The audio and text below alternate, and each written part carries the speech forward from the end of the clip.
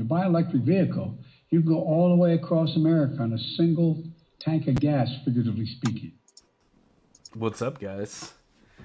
Welcome back to another episode of the Driving Side live stream with, I got Rip Roaring Garage, Alex with me, and I got Will from Derpzilla.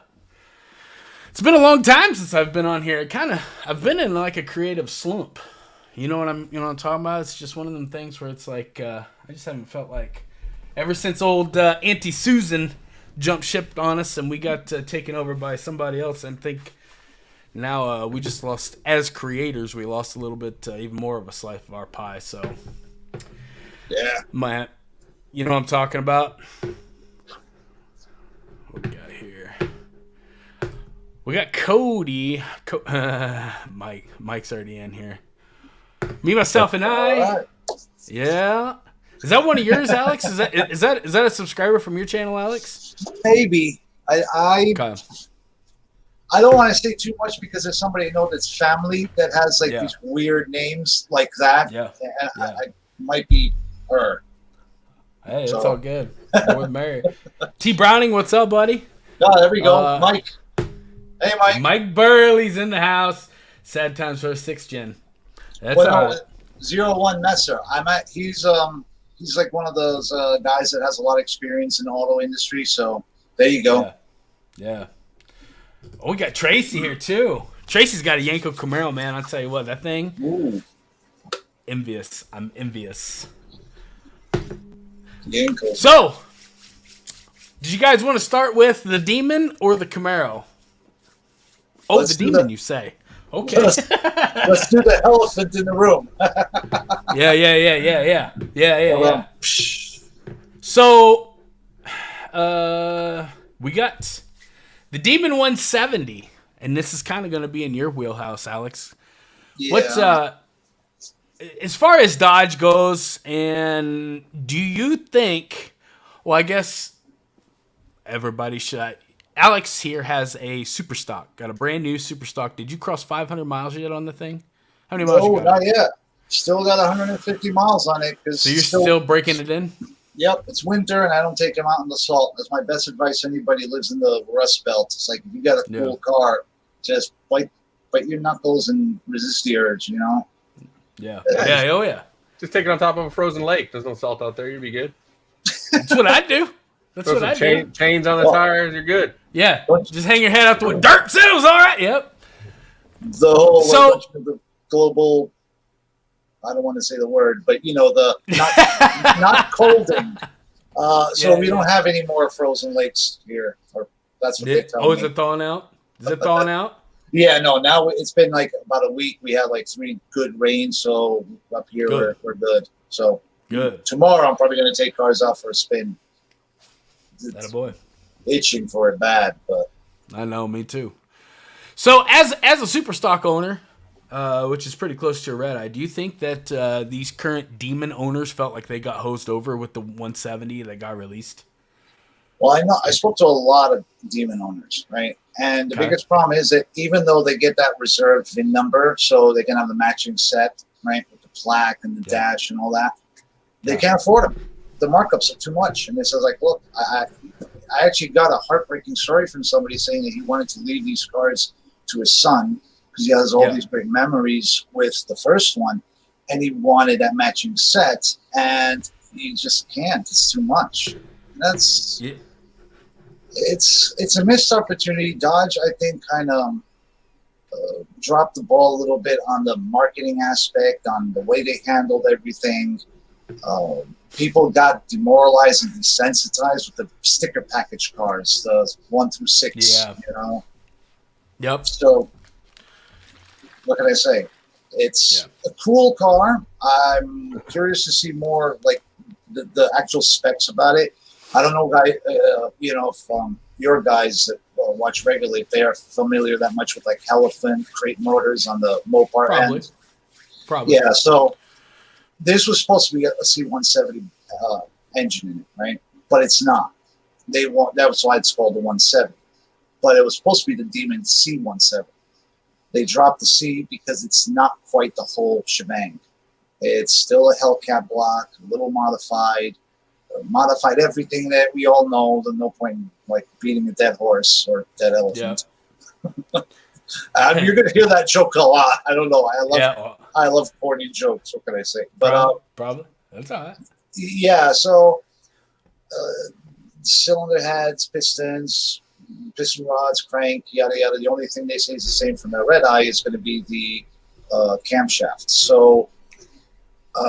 Right. I'd like to know more about that. Dodge didn't really tell us a lot about it. I get the feeling it was emissions being the big problem, which is Universal, Camaros, Fords. They're all getting beat up by this kind of stuff and never-ending regulations because somebody's going to lose their job. EPA, yeah. You know, so they blew up all those motors. They finally came up with this iteration of the car. So, I missed it. Yeah. He said that. Yeah. No. Oh, there we go. Here we go. Hey. What's up? What's up, guys? Hey, welcome to the podcast. How's it going, dude? Oh, okay. It's just another.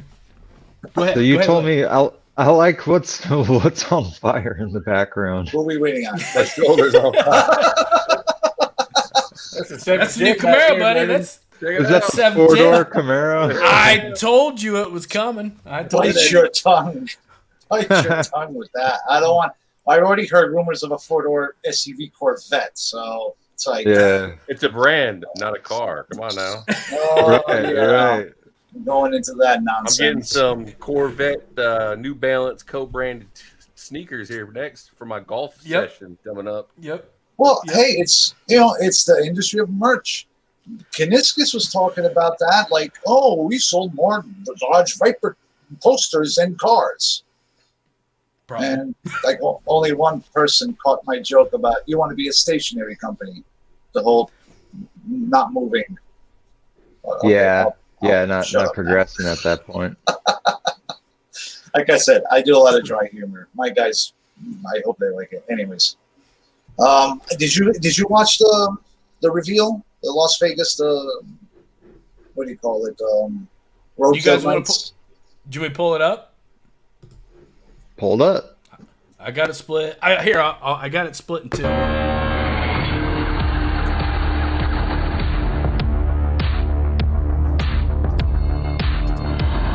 This car is very personal to us. Everyone was writing stories about how SRT was dead. SRT was gone. This is still in us. This is exactly what we do, and we're going to prove it to you.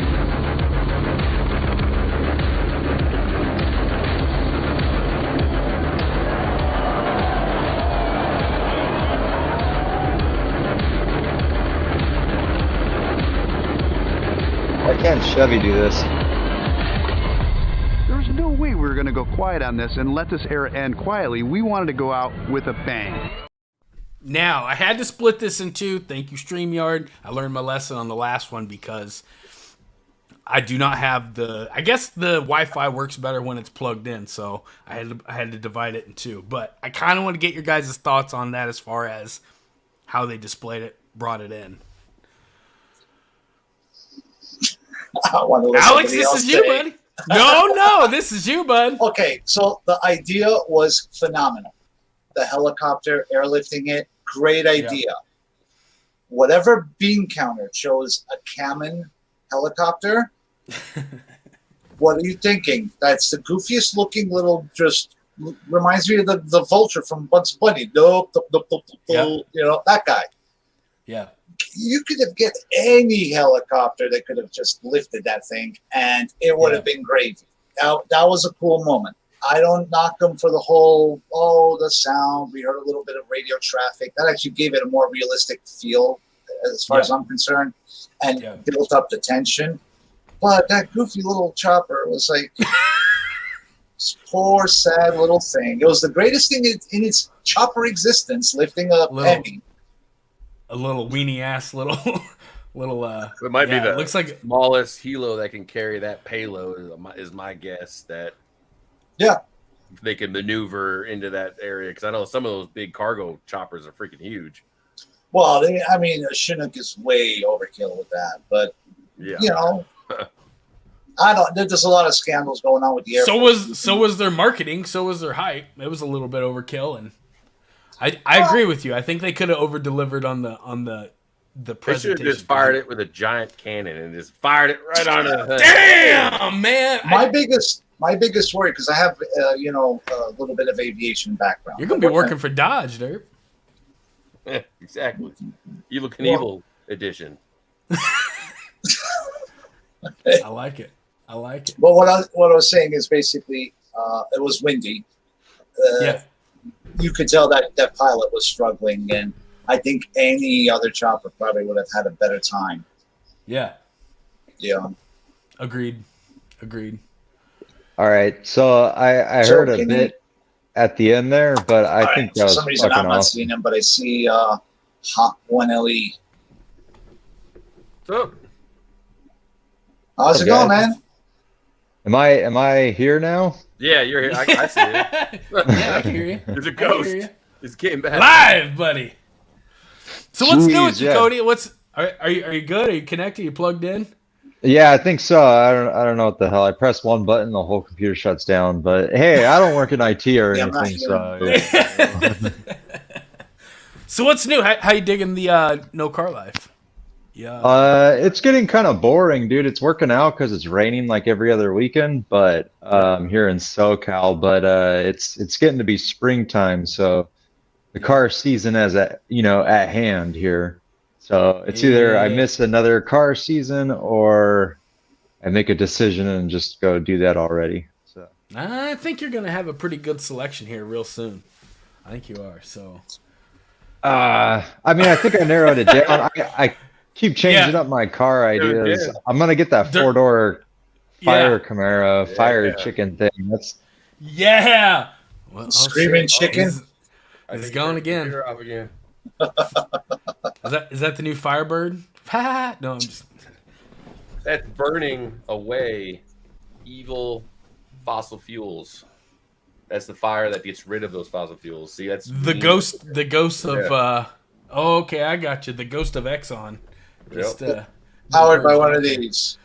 Yep. I don't know if you saw the ad, but there's a car where it's powered by 3,000 or 30,000 AA batteries.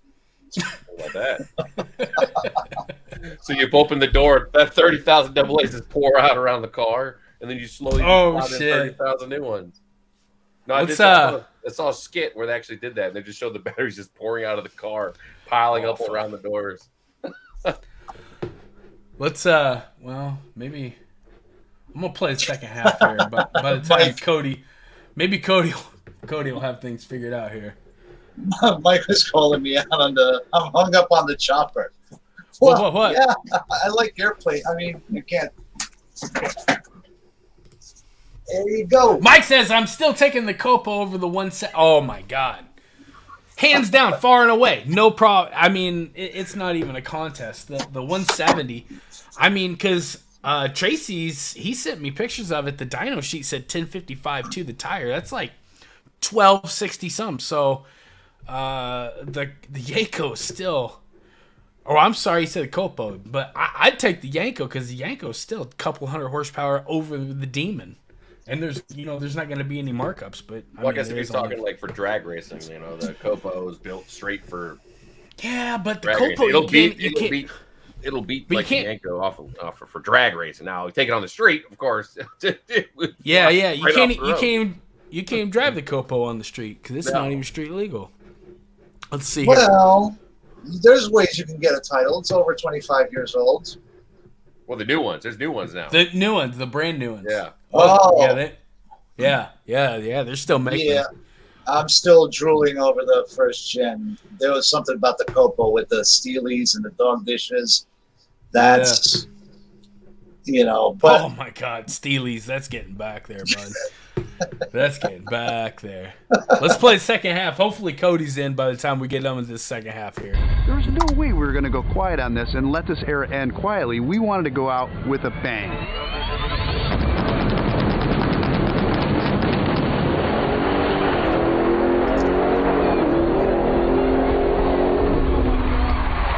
the new 2023 Challenger SRT Demon 170.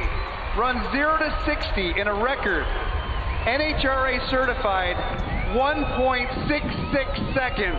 And the quarter mile in a record NHRA certified 8.9 seconds at 151. Producing 1,025 horsepower.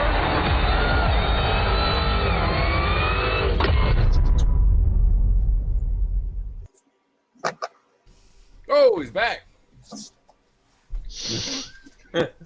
I'll give this one more go. It's That's what I was giving me about to some say. problems. Sorry about that. That's all good, bud. It's all good. Hey, John. Difficulties. They're revoking your credentials for IT. Yeah, please do. Actually, Let's not get started on that because I was cursing the daylights out of everything IT and computer related. So Cody, let's get your opinion. What do you think of this Demon 170?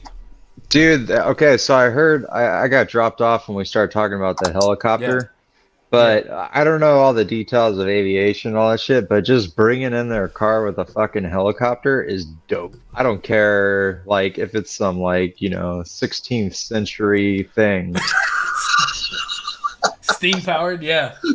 Yeah, that would be cool. yeah, it would be cool. But that shit was dope, dude. So I was like, if Chevy could give us even half of that, I'd be happy. Just bring it on a trailer, Have a Ford bring it in. Shit, I don't care. Just do something for the Camaro, Chevy would tow it in on a trolley. Come on now. It'd be like, yeah. It wouldn't have the tires. They'd be pedaling it in there. Like, yeah, check out this thing, man. Power. What's funny is they didn't even announce the Camaro being killed off by the actual Chevy page through Instagram and all that. It was through the performance division that did it, which is smaller, It's kind of interesting. So is it officially canceled? No 7 Gen? Yep. Right here behind me. What are you talking about? Right there. I'll move out of the way.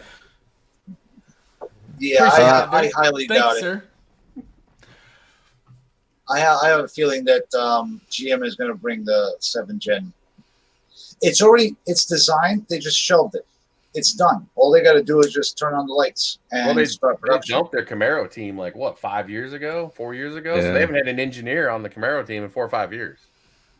So, Ed or whatever his name is, he's on the Hummer EV or something like that. So, that's the team. The team's been gone for forever. That's why their upgrade is moving the emblem to the middle, then moving it back, and then changing the colors.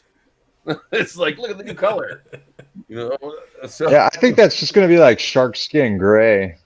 Yeah. Honestly, that because you're talking about maybe the ZL1, package that they're gonna have the what do you call that? Come on, give me collector's edition. Collectors.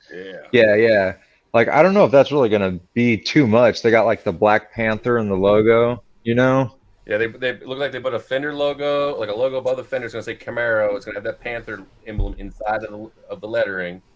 It looked like they're bad Photoshop job because it's obvious they actually took the front wheel and then Photoshopped it to the back wheel because I guess the marketing team was lazy. If you look at it, it's identical wheel and everything with the same caliper in the wrong location. Oh, crap. So I don't know if Andrew has a photo of the reveal Camaro. You can throw it up there, but yeah, they actually mirrored the front wheel to the back because the caliper is not in the same spot front and back. It's right. The other side of the wheel. It's exact same caliper too. You can tell it's the same size. It's obviously not putting the piston in the back. That's hilarious. So you're saying? Oh, that's quite Now, did you make this dirt?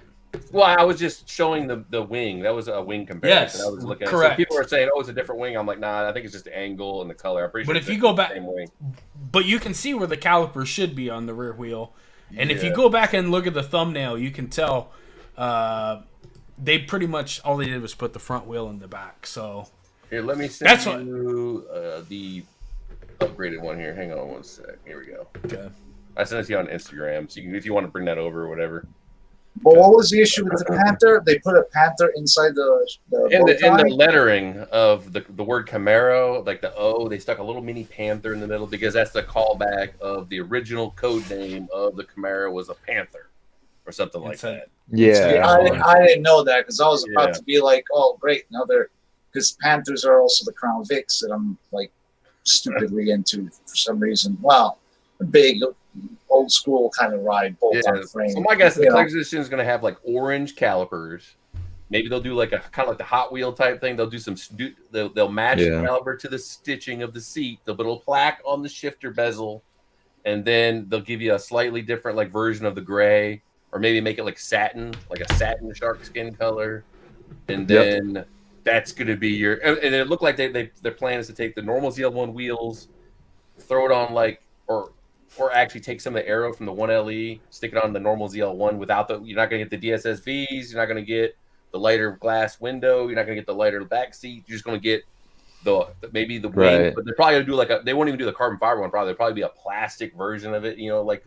But if you go back and look, you can see that the wing is lower. And they did prototype, and I don't know if you know anything about this one. Yeah, I heard about it. Yeah.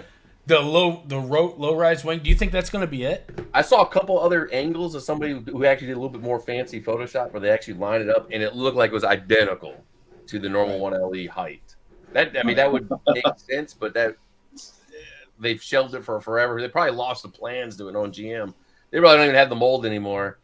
But my guess is they're going to get rid of the carbon fiber on the wing. They're just going to throw a plastic version of it, same dimensions, but it'll be like the poly, the normal ZL1 wing material, but as kind of like that taller or whatever of the 1LE. But they have too many issues with carbon fiber as it is, so I doubt they're going to try sourcing X amount of thousand collector's editions worth of carbon fiber wing when they can't even fill 300 or whatever it is, or 400 in a year. They're not going to fill 3,000. Well, that was the issue with the carbon fiber dash insert for that. What was it called? Something steel and ice or whatever package. Oh yeah, with the white and green. So you go to the build your own, right? You go through individual options and take your the performance exhaust, yada yada, all that stuff, and you see like awesome, I can get just the carbon fiber dash. Yep. And it changes everything back to that stupid package. I'm like, oh, for the love of God. Well, just like the 1LE has been on various holds because of the wing. It's carbon fiber, and they can't source it. They're probably sticking all that carbon fiber in the Corvette, whatever source they got. It goes into the black wing or whatever. The very last person who gets dibs on carbon fiber is going to be Camaro. They're like, we got like 10 of them. Figure it out. So they're not going to figure it out. There's no way they're going to come up with 3,000 wings because that also will bring the price up an additional $5,000 on top of their markup, which I'm sure is going to be like a $3,000 package or something like that. So they're not going to make it a $10,000 package. I don't see them doing that. They're going to probably make it stickers, emblems, stitching color, caliper color, plastic. Look at Dodge, man. You don't think? Dodge has tons of. You go to Dodge, you can pick like 50 different options. Camaro's like, I want red seat belts. Well, the choices are over. Hold on. You're done. Yep. I actually think that the Camaro has more options than the Dodge. So, like, basically, the only things you can pick in a Dodge are the spoiler, the duckbill, right? Maybe color calipers, color seatbelts, color interior based on what color you got on the outside, and the suede carbon fiber package. That's already way more than what you could pick for a Camaro. Yeah, that's already You got carbon fiber dash, nav, and a red seatbelt. That's it. Like you could actually option your colored interior or the type of material inside like a Challenger. With the Camaro, it's like if you were to buy like a ZL1 right now, you're not optioning like anything. Okay, ZL1, yes, ZL1. That was my disappointment too. I wanted red interior. I like color, whatever, and nothing. Yeah, it's nothing. I want the 1LT to have a red interior. Nope, you got to go with the SS. And I personally can't stand the Predator grill. Yeah, it's the Model T of color choices with GM there. It's like But I was just thinking of like the 2SS. The 2SS does have some really a few more options. Yeah. The knee pads, No. But I mean, Tracy just said, in my opinion, GM really gave the Camaro marketing it deserved. They never gave it any marketing at all. They haven't had any marketing since the 5th gen, and that was with the Transformers movie. And that was they wrote that out. They wrote that out for 15 years. Or They were like, done. Oh, we got Bumblebee, man. It's like, this is done. Wait, Bumblebee, dude. It's the Bumblebee. Come on now. But hey, let's not forget Kaniskis. He might do a big movie deal where he promotes a Scat Pack that will no longer be made, and the movie will probably come out in 2026. Well, it's like that one movie I showed you last stream with Nicolas Cage. He had a Camaro in that movie, and it was like the first time you see it sitting. Yeah, like he actually drove it around. Yeah, it was an SS Camaro. It was like a regular Willy SS, Wonka's, whatever animatronics movie or whatever. It's like a Five Nights at Freddy movie or something like that. No, but I think that's the reason why Camaros went down in flames. I mean, there's no marketing. There's nothing at all. There's no backing for it. I'm actually kind of surprised they even made that little 60-second clip instead of just posting something online. But you know why, right? You know why there's no more marketing for these kinds of cars? Because of what we're doing. We're the marketing. Probably. But we're not paid.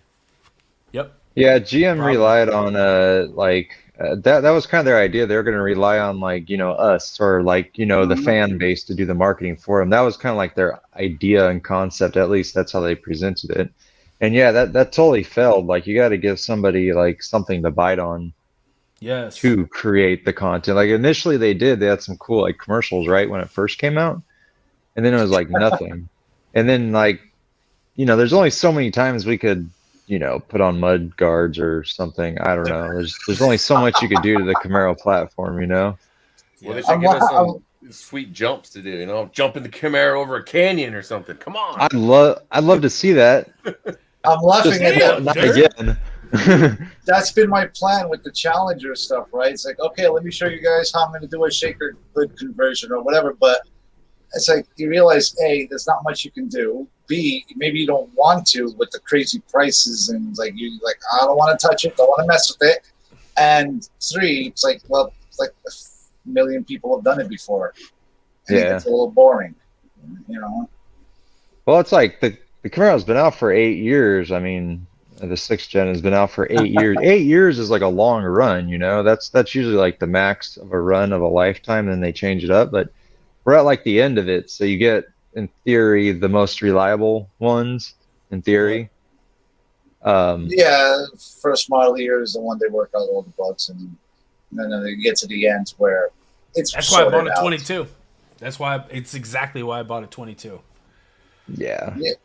But they haven't changed anything since the 21s or no, that 20. I mean, look at Dodge. Dodge is a great example of this, where this body style came out 08, and there's a big, the major refresh was 15. Yeah, that's the joke. 1808 aircraft carrier with the Challenger. Yeah. But there's something cool about that, and I'm saying this because I have a couple of platforms, a couple of cars, right, that are those dinosaurs. The Crown Vic was the same frame since '79. It went to 2010. It didn't matter because driving one of those things sideways and whatever, it's fun. It's never the fastest, never claimed to be the fastest. And I think a lot of that's going to shift in our kind of communities where, the whole, I'm faster than you might not matter so much. That's my kind of opinion, because there's always going to be something faster, but will it have the same soul, the same kind of drive? Because you're not driving a Tesla. You're not driving that Mach-E, the Mustang. What the fuck? What the fuck? Yeah. What the fuck? A computer's driving. You're just giving it general input, and it's calculating everything. I want to drive, even if I mess up and I spin out or, do a Mustang, which is basically just pop a curb. Hit a pole and a pedestrian. Yeah. No, not one. No, it's got to be like 5. There's a minimum. That's maybe Mustang V6 numbers. Sorry, only a matter of time before once we're all on EVs, and then they can just completely control when you can drive your car. No, I'm saying this is the government's perfect picture, not okay, all right, yeah, okay. This is dream world. This is dream world. Everybody's on EVs. Next time they do, let's say a COVID 35 edition quarantine. Guess what? Your car just won't. You can't drive it. Hey, don't lie out. They're trying to do the hen thing. The COVID 35, huh? That sounds fucked up. It will be. It will be, but it's coming. Well, it will be if we let it. And I'm at the point where I was like, nope, nah. And if more people decide to, it's like you can't force people. You can't hurt us for forever. What? No, Tracy said you'd be surprised the dealerships that knew nothing about the Yenko. I had to educate them. Oh, I'm sure. Welcome to the club, buddy. Welcome to the club. See how it feels? Yeah, they don't know anything about like even the more common cars. I think you can't like even a 1LE. They're usually pretty clueless about. No, that's exactly right. Well, part of that's probably GM probably has crappy training. They probably even tell they probably don't educate them, which then of course then they can't educate the customer, and the customer don't know. But then again, GM has horrible freaking naming conventions for most of the stuff. Like they got the LT1 edition, the LT1 motor. People are like, "What's the LT1?" Oh, it's a motor. Oh no, it's a model as well now. But it's one LT. But you got a 1LT. I just like we got the Deathstroke 59,000 edition. The RPG edition, the Attack Hilo edition. The GM's like, we got the 3LT S5. Yeah. Hey, they still can do the 1TL. Like that's an option. That's an option. It'd be the accurate edition. Cody's right, because even when I went to go buy my 1LE, I asked him because it was a 1SS. I said, because I didn't even know at the time. I said, does that thing have line lock? And there was like 3 of them that had to go to the computer, and it's like, no. They'll just be like, yes. Yes, it does, of course. They would just say yes. And it's just a sell. Yeah. Of course, just a 5K. I love 5K extra. It's my favorite option. Comes with ceramic tent. It comes with a dealer ceramic tent, of course, and then their dealer package. It's a protection. Got everything. Undercoating. That's that extra $4,500. They spray the line lock on with the undercoating package. Yes. Yeah. That's funny because, like, I'm also checking what these guys are saying, and okay, salesman, maybe he won't know every little detail. I used to go to my local buddy, right, and I would tell him, I was like, oh, did you hear about this? Did you hear about that? And he had no clue, right? Because what Dodge gives him is what he knows. That, he was actually a really good salesman. I got to give him, Andrew, if you're watching, thanks. He's really passionate, and that's what makes a good salesman, and why I'm not bad-mouthing him versus other levels of the same dealership, let's say.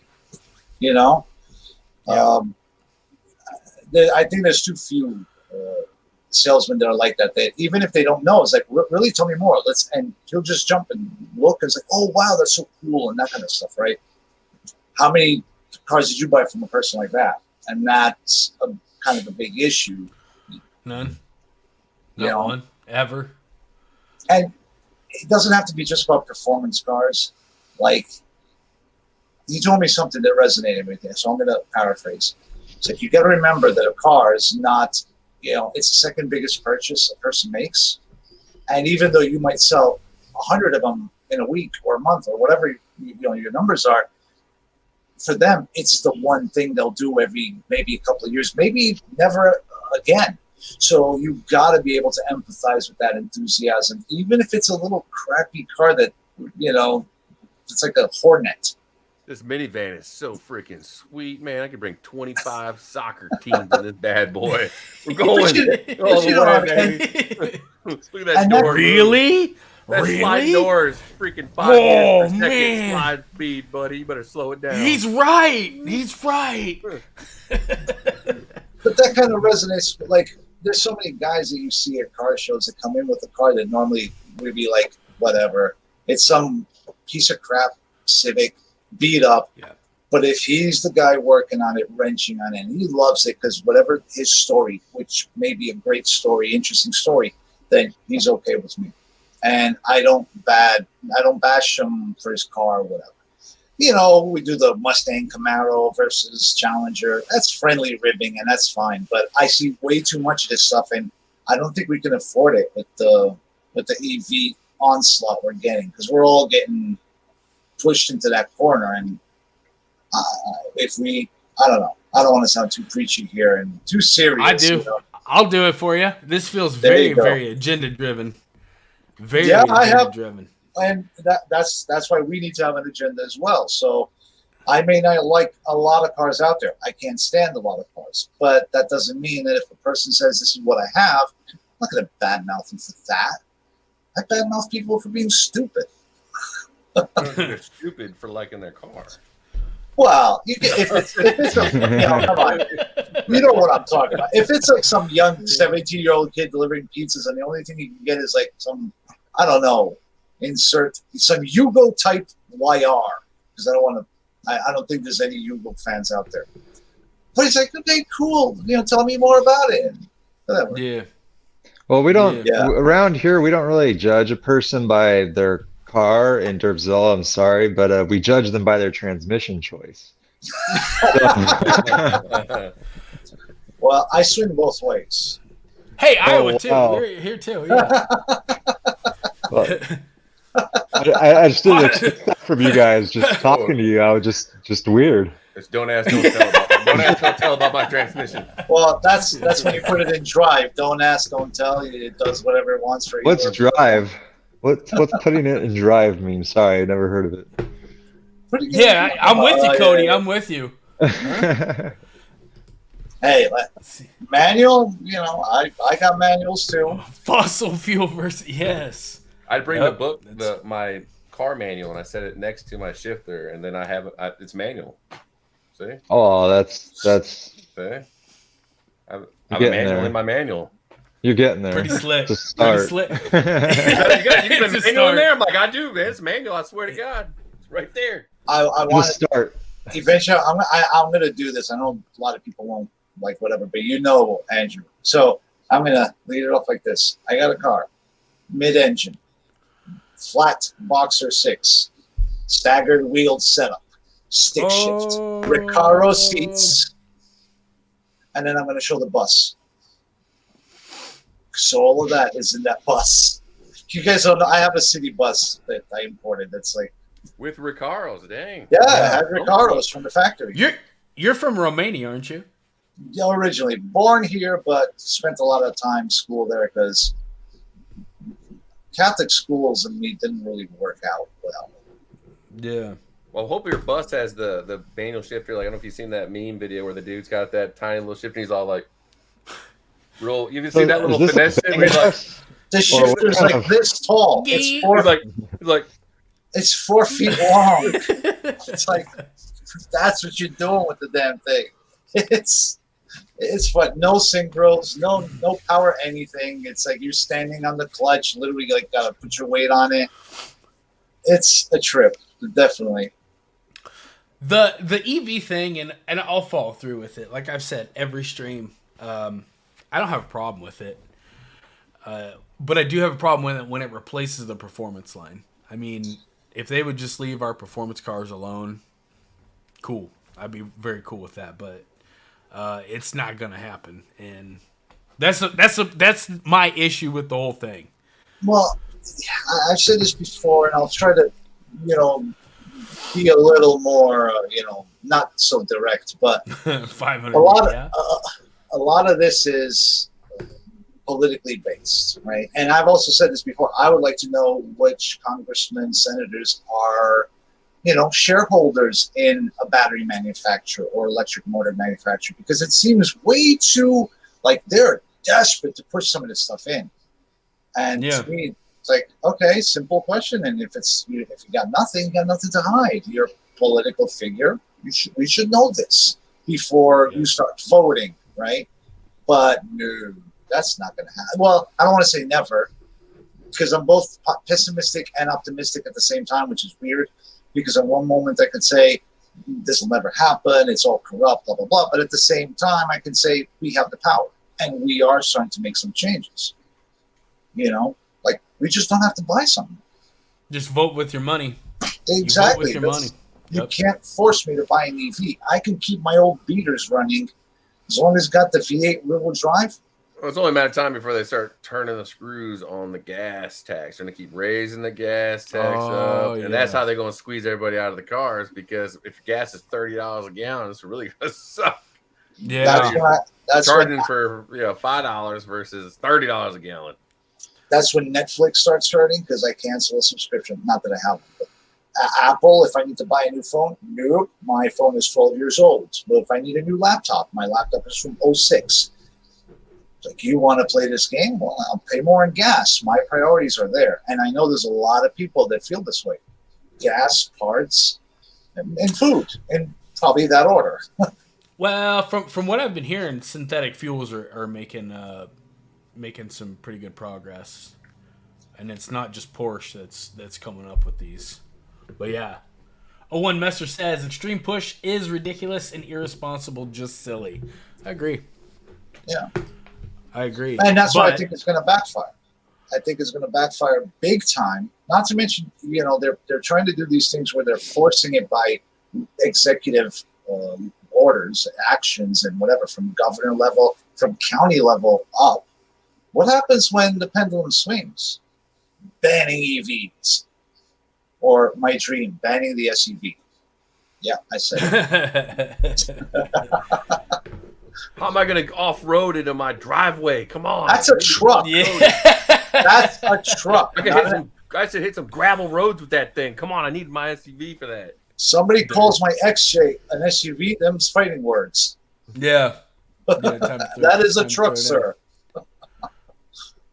No. Well, Camaro's going to have all-wheel drive, though. All-wheel drive may be fine as long as you still offer the rear-wheel drive. We're good. We appreciate that, Dirk. Rear-wheel drive is actually going to be outlawed because it's just way too dangerous. Way too dangerous. My God. Guys, man, you can tell your moms, like, stop worrying, leave me alone. Like, this is where we got.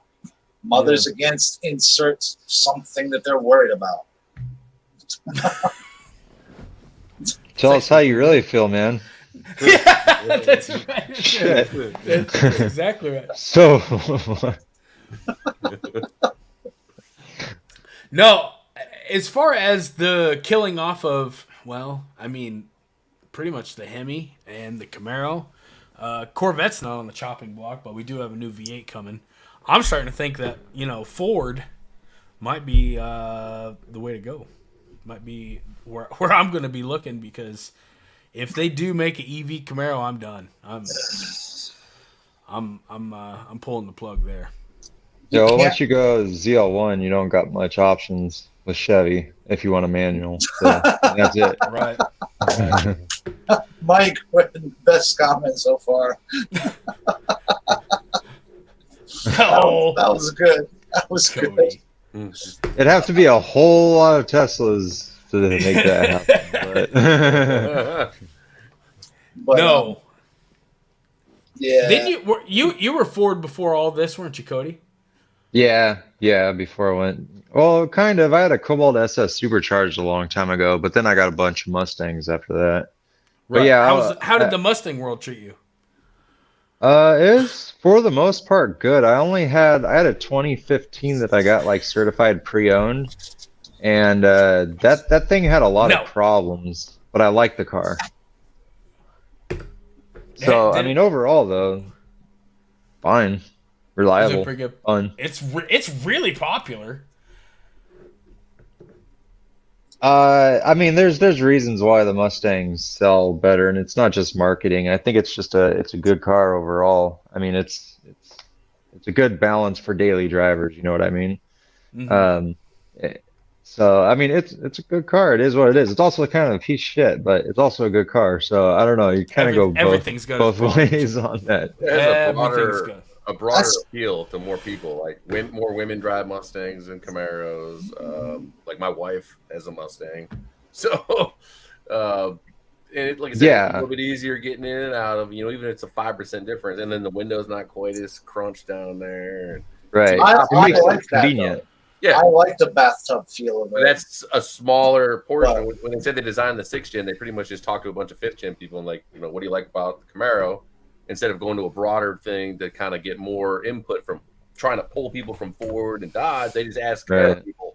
So they just made it more Camaro, which is more awesome for Camaro people, but less for somebody coming from a Charger, which is, I'm not going to give up all this extra room. I can fit my dang pony in the back seat, whatever. Mm-hmm. You don't give it up. You just get both.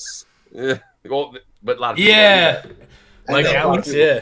and then eat ramen noodles for the rest of your life. But I'm cool with it. like, Skydog Pigpen says, can the ZL1 carbon fiber hood insert be PPF'd? Yes. I've read, yes, it can. You just Mine need to take the emblem off. Oh, is yours? Yeah. Yeah, take the emblem Yeah. off. Yep, you're right. And Just then, take the emblem off, PPF it, and then they can put it back on just top make sure of you get that emblem.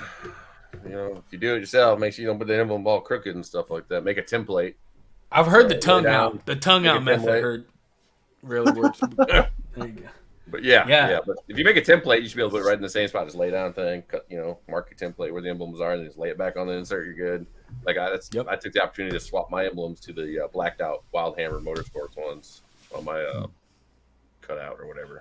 Hey, so how those ZL1s treating you guys? Like, I'm on the fence between people are gonna shoot me for this, but like a ZL1 and a Mach 1. And yeah, obviously performance differences. I know You say what? You say what? Yeah. Yes. I actually was Yes. shopping. I was actually initially going to get a Mach 1 before I bought my car. I You'll was land cross-shopping softer on this side of the fence, buddy. I know. I will. I was actually cross shopping the Mach 1 before it actually was released, and then I was looking at the ZL1s, or not really. I was looking at actually the 2SS 1LE Mach 1, and then I was like, well, the Mach 1, I knew because they weren't out yet. They're getting ready to be out. I knew the markups were going to be pretty wild on them, like because I wanted the fighter gray with the orange accent with the that package with the nice wheels. So I think the normal wheels it comes with are ugly. They are the big 5-spoke or whatever. Yeah, but you the get other ones, upgraded the upgraded ones look super nice. But then once you get the upgrades and the other stuff that I wanted, it was going to be like 60-something thousand, I think.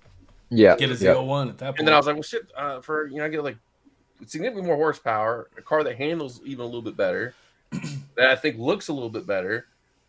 I was like, well, it's a no-brainer. Now, if you can get like a Mach 1 with all the stuff you want at a good price, then it'd probably be a decent car to pick up. But it's really not that much more than just, the PP2 package or whatever. Right. With the bullet intake or something like that. So it sounds good though. It sounds amazing. Yeah, I mean, I thought if you get the decked out one with the wheels and the color package and everything, I think they look pretty good. I like how they have the fog light cutout area for the but then they don't got the shaker hood or whatever, the Mach hood and Sure. stuff. You could always do after. Yeah. Mike, I'm 6'4". I fit in Camaros really well. It's just having two SS1LEs. It's basically the same interior, same car, really. I think. It's a 2SS 1LE with a supercharger and a couple. Let me ask you this, Derp. Have you had the opportunity to drive an LT1? I'm just saying the LT1 engine, naturally aspirated. No. The last Camaro I drove was my 3rd gen Camaro. Oh wow. That was still in the 5th gen, right? Not even the same. Not even close. Exactly. My last Camaro was a 91. That was still Not in the even 5th gen, close. right? The LT1? Or was that L99, I think? No, the automatic was L99. LS's? Talking about the LS? The automatic was L99 and the manual was LS3, and that it was was 5th L3. gen. Yeah, I drove one of those. It was. It's hard for me to pick which was the better stick shift. The Hurst short throw shifter package that they had on the 5th gen, or the Scat Pack Tremec. Very different styles, but yeah, it was so easy to drive the Camaro. The Camaro always felt like it was an easier stick to drive, very forgiving and smooth and just nice. I don't know, like butter. That's the word I would use, butter. It's smooth. There's something to be said for a naturally aspirated engine, though. I mean, it's just so predictable and so smooth. The supercharger's got kind of a little bit of lag on the LT4, and I kind of miss my LT1. You know what I mean? But I'm very happy that I have the LT4 because the power and all that, blah blah blah. But that's a tough one. That's a tough. I don't know how they dual injected the LT4. They should have had port. They should have. They should have. Miss right there. They should have. Yeah. Huge miss. I thought they did on Fords, but somebody corrected me on the GT500 saying that it's not port injection. So I don't know what they got going on, but I guess the 5.0s are. Are they? I don't think the 5.2s 5.0s got both. Okay. Yeah, They got- it's yeah. both because That's they why have you can valves. throw, that's why you can throw force injection on the 5.0. So we, relatively cheap compared to the LT4. You want to get a lot more power. You have Yeah. the cam, the whole deal, or Oh, you gotta get bigger Make it injectors. reliable. And you got it. Yeah. Yeah. because the And I mean- bottleneck is that high pressure fuel pump, which you can't really get. I don't think they even make a very good upgrade to that. So you have to either add port injection or a bigger fuel load cam, and then the cams installs on those cars are not like the older ones. It's a kind of a nightmare. Most people just pull the whole engine out. But even just Yeah, the it's a lot parts to it. for the port injection, $7,000 Yeah, for just the parts. Well, And do then you have to gotta get pay some- is it ECU tech or something like that, you have to run with it, its own controller. Then you have to run a whole different setup to actually add the things in there. Yeah, it's some people, if you don't want to get crazy power, you can sell things and get 800, I think, on the if you just do like a boost a pump and then a couple other. There's some tricks you can do to get more power, but you can't get the levels of the ones that run the dual or just the port injection. Oh no, yeah, because once you put because they have I know the Weapon X kit, it's 1,000 cc injectors that you're adding on top of the DI system, and once you do that, you're set for 1,500 wheel easy. Is what they're rating it at, but. Just like Derp was saying, that if you want to try to take the direct injection system alone up to that kind of power, oh my God, you're talking $15,000, $20,000 just in fuel. By the time you get a bigger pump, bigger injectors, upgrade the low side, and then you got to do heads cam to get the lobe on the camshaft to overdrive that. The same issue high with side fuel pump. my last car. I had a WRX, and that was also just direct injected, and then. The bottleneck for there was the same thing. Nobody made a better high pressure fuel pump, and I think they had one that was 10% better, and it was $3,000 or something like that. Yes, something like that. But it was only it's slightly ridiculous. better. So most people went and added the port injection, just like with the Camaro, same deal. And that's that for WRX. Port injection was $6,000 just for the WRX. That's more than the motor. What about using some diesel injectors and pumps? I don't think they'll fit. Well, I mean, you got to rebore, I think the high pressure is. I think it's actually gear driven directly onto the motor and some other. I don't think you can just retrofit easily a different. Well, that's what I'm saying. Yeah, I think it's geared into the motor. And there's actually a thing that comes in. The P pump. Yep, you take the P pump out, then just connect it to your timing chain. Well, because it's overhead cam now, but Fords. I'm thinking, but. It shouldn't be too difficult, but let's hold up somebody because they haven't really. If it was easy-ish for a company to pump these out and there'd be huge demand for them, they'd be out there. I would assume by the 8-year mark of the car, but I think there's one option. Okay. Yeah, congrats, Heartbreak Kid, on getting the 2SS1LE. Those cars are a bitch to get right now. So yeah, they are. Yeah, good job getting one. I know I have a friend trying to get a 1SS1LE, and he placed an order, and I told him, dude, place an order at another place and look at shipping. And he's like, no, I got time to wait. I was like, no, just wait, dude. And 4 months later, GM hasn't even touched his order, and he's getting all itchy now. Now he's looking at shipping, and he's going through, what you got to go through. It's you talk to some dealers, and they'll be like, we can't put a hold for you. It's just when it gets here. Or other ones are $20,000, or whatever it is, markups. There's all sorts of games going on right now. So yeah, to even get a car is pretty. Or you can wait for the 7th gen right here. This bad boy. or wait for the new SUV. Yeah. There's commission in it for Derp on this one. I'm just getting those vibes. All right, GM paid me off. Go in your life. I'm out. He works for GM marketing. Exactly. Under the cover. This shirt right here. I'm GM marketing team right here. I am special. Yeah. I designed the car too. I used a Homer Simpson's episode and I sketched out my car. Oh, that was an awesome car. I wish I could. I would have that in real life. Yeah. 01 Messer 1 says, can you guys do a quick round table about your pride and joy and horsepower numbers? Mine's Mine's a 22. Yeah, Alex has got a few. Mine's a 22 ZL1. Right now, crank, I am about 880, and wheel, I'm at 735 horsepower. About the same for torque. And, yeah, I got rid of my SS1LE to get that, so. Good choice. Alex? Okay, he said pride and joy. So that's going to be my 1972 Lincoln Continental, full stock, 365 horsepower, 500 foot-pounds of torque, all on leaded gas. Not the bus? Not the bus? Well, each one has like this emotional story, like family related. Like the bus was designed by my grandfather. I brought that thing. I imported it from Romania, which was ludicrous. Talking about shipping a car from one dealer to another. This came from another continent, and that was interesting. But yeah, that was like 192 horsepower and 800 foot-pounds of torque. It's a bus, but, right? It's hard to pick. The other one will be my Crown Vic, that my first brand new car. I love that thing, and that's bullshit. Yeah, my first brand new car. Bought it in 04. The dude's got a brand new 22 super stock, and there's Yeah, no way. Well, there ain't no way. My bicycle, it's got 2 wheels. It's a 21 speed. Beautiful. Training wheels still on there? Because I'm still see that, boy. The first thing that I kind of got me into a wide body Charger Scat Pack. That was kind of the moment I realized like this is it. Let's go. Yeah. And then it came the Super Stock, a 22 Super Stock. Again, bone stock, so it's 807 horsepower, 770 or 707, whatever it is. And then after that, I got a stick shift Challenger because stick shift. Nothing special about it. It's actually very low option.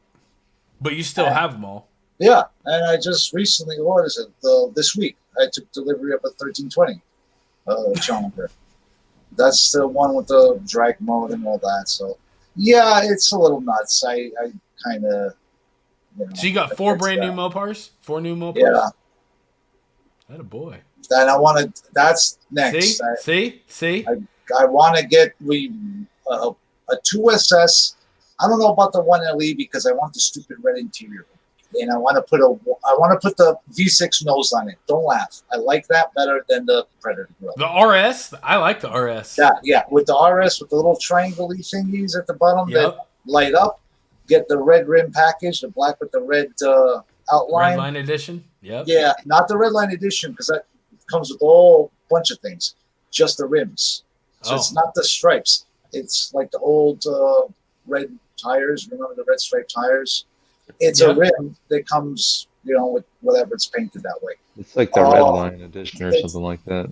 It's such an 80s vibe car that to me, All I got to find is louvers. IROC Z throwback. I had one of those with the louvers and all, and Trans Am wheels for whatever reason. The gold one, the gold mesh looking ones. Well, mine was metallic red. That's why all my Camaros have been metallic red. Yep. 3rd gen, 4th gen, 5th gen, and it's the reason I didn't get a 6th gen. It was a Hot Wheels one. Then it was automatic. I wanted a stick, so I let my neighbor buy it. That a boy. Well, we know what Derp's got. Yeah.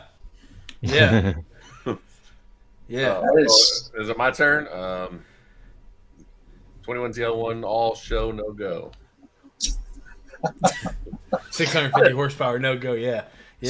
No, not really. I haven't really done many power, other than exhaust, like an intake, just because I'm riding the drivetrain warranty for a little bit, for the most part. Smart. I figured, but I plan on maybe next year or so. Maybe I'll do like the cam, get the fuel thing set up, and then maybe either go twin turbo. Maybe. I was thinking about that on the LFX motor in my old Camaro, which I love that little car. It was 19,000 brand new, and I was like, the freaking Chevy Malibu was more expensive than my V6 Camaro. So you get attached to a car, and it's like, yeah, sure, it's not the It's not the SS or the Z28, which I should have got that. Whatever. But I was thinking about the twin turbo setup. Like, there's so many options right now that if it wasn't for the super stock, I'd still have that car, and that would be on the menu, a twin turbo setup. So. Yeah, most people with the ZL1s, they go to the Magnuson, they go to the 2650 setup. Yeah. So I was like, well, that's like 90% of people do that. Or I'd say 80%, and then 15% go Pro Charger, and then the 5% do like a twin turbo setup. So I think maybe be a little more unique. Attaboy. Especially because I'd be installing it all myself. Yeah. Only thing I'll have somebody do the cam because I just don't even want to mess with that. I'll let a shop do the cam because I don't want to pull the whole. I don't have room to pull the whole engine out. I mean, I could make room, but yeah. I just got done fixing my transmission in my Explorer, and I don't want to mess with all that damn fluids and shit going everywhere. That's what driveways are for. Yeah. No, EPA. No. HOA. Everything. HOA. Yep. Well, Yeah. thank God I'm not Both one of of them. those. But all fluids have been collected. Yes, officially, informally. That is my statement. The atmosphere has collected it. Yeah. I had an oil change that went bad on a Grand Marquis of all things. Like everything. Transmission, like there's no drain plug in the transmission pan. Well, that's this new stuff that drives me nuts. So it's, no matter how good you are, you're going to spill a little bit of it. Yeah. Right. It's impossible. I mean, you have to just tilt it. The pan's pouring out here. I'm like, shit. And the transmission fluid had like 150,000 miles on it, so it smelled like dead bodies or something. That's the car drives now though. So that was my 5.0 Explorer. So it drives. So I'm happy now. Did you ever get your 2 SS1LE up to any power level, Cody? No, I only had it for like 5 months, I think. The 2 SS1LE, yeah. The 1 SS1LE that I had, it's pretty much just intake and exhaust pretty much on it until I sold it. So yeah, stock levels with those, but I was tracking it, so I was like, I don't know if 5, 10, 15, 20 horsepower is really going to do a lot for my times. No. I was like more focused on, getting faster lap times for a while. So, go through tires twice a year or something like that starts adding up. Oh yeah. So like, yeah, it was like every couple months I was getting tires, maybe 3 in 1 year. But yeah, so what about brakes, pads, and rotors? You have to replace those at all, or they last for you? Those the 1LE, like the 1LE pads hold up really, really well. Out of all my tracking and everything, I replaced them kind of preemptively. Like I was just like I felt like they were getting lower. I don't know. I think it ended up being like I don't like the way .4 brake fluid feels. We could get into that another time, but yeah, they held up fine, almost 30,000 miles with tracking in it primarily, no problem. So, yeah, surprisingly good. That's pretty good. Yeah, most of the time people are like, I'd replace my pads every 2, events or whatever. It's like, they glaze over or, yeah, or something from heat. It depends on like how you drive too, I guess. If you're a heavy braker or what kind of braking you do, or are you good? But yeah, just the stock pads are great though for track purposes. They hold up really long time. So yeah, no problems there. Yeah. So that's a good one there.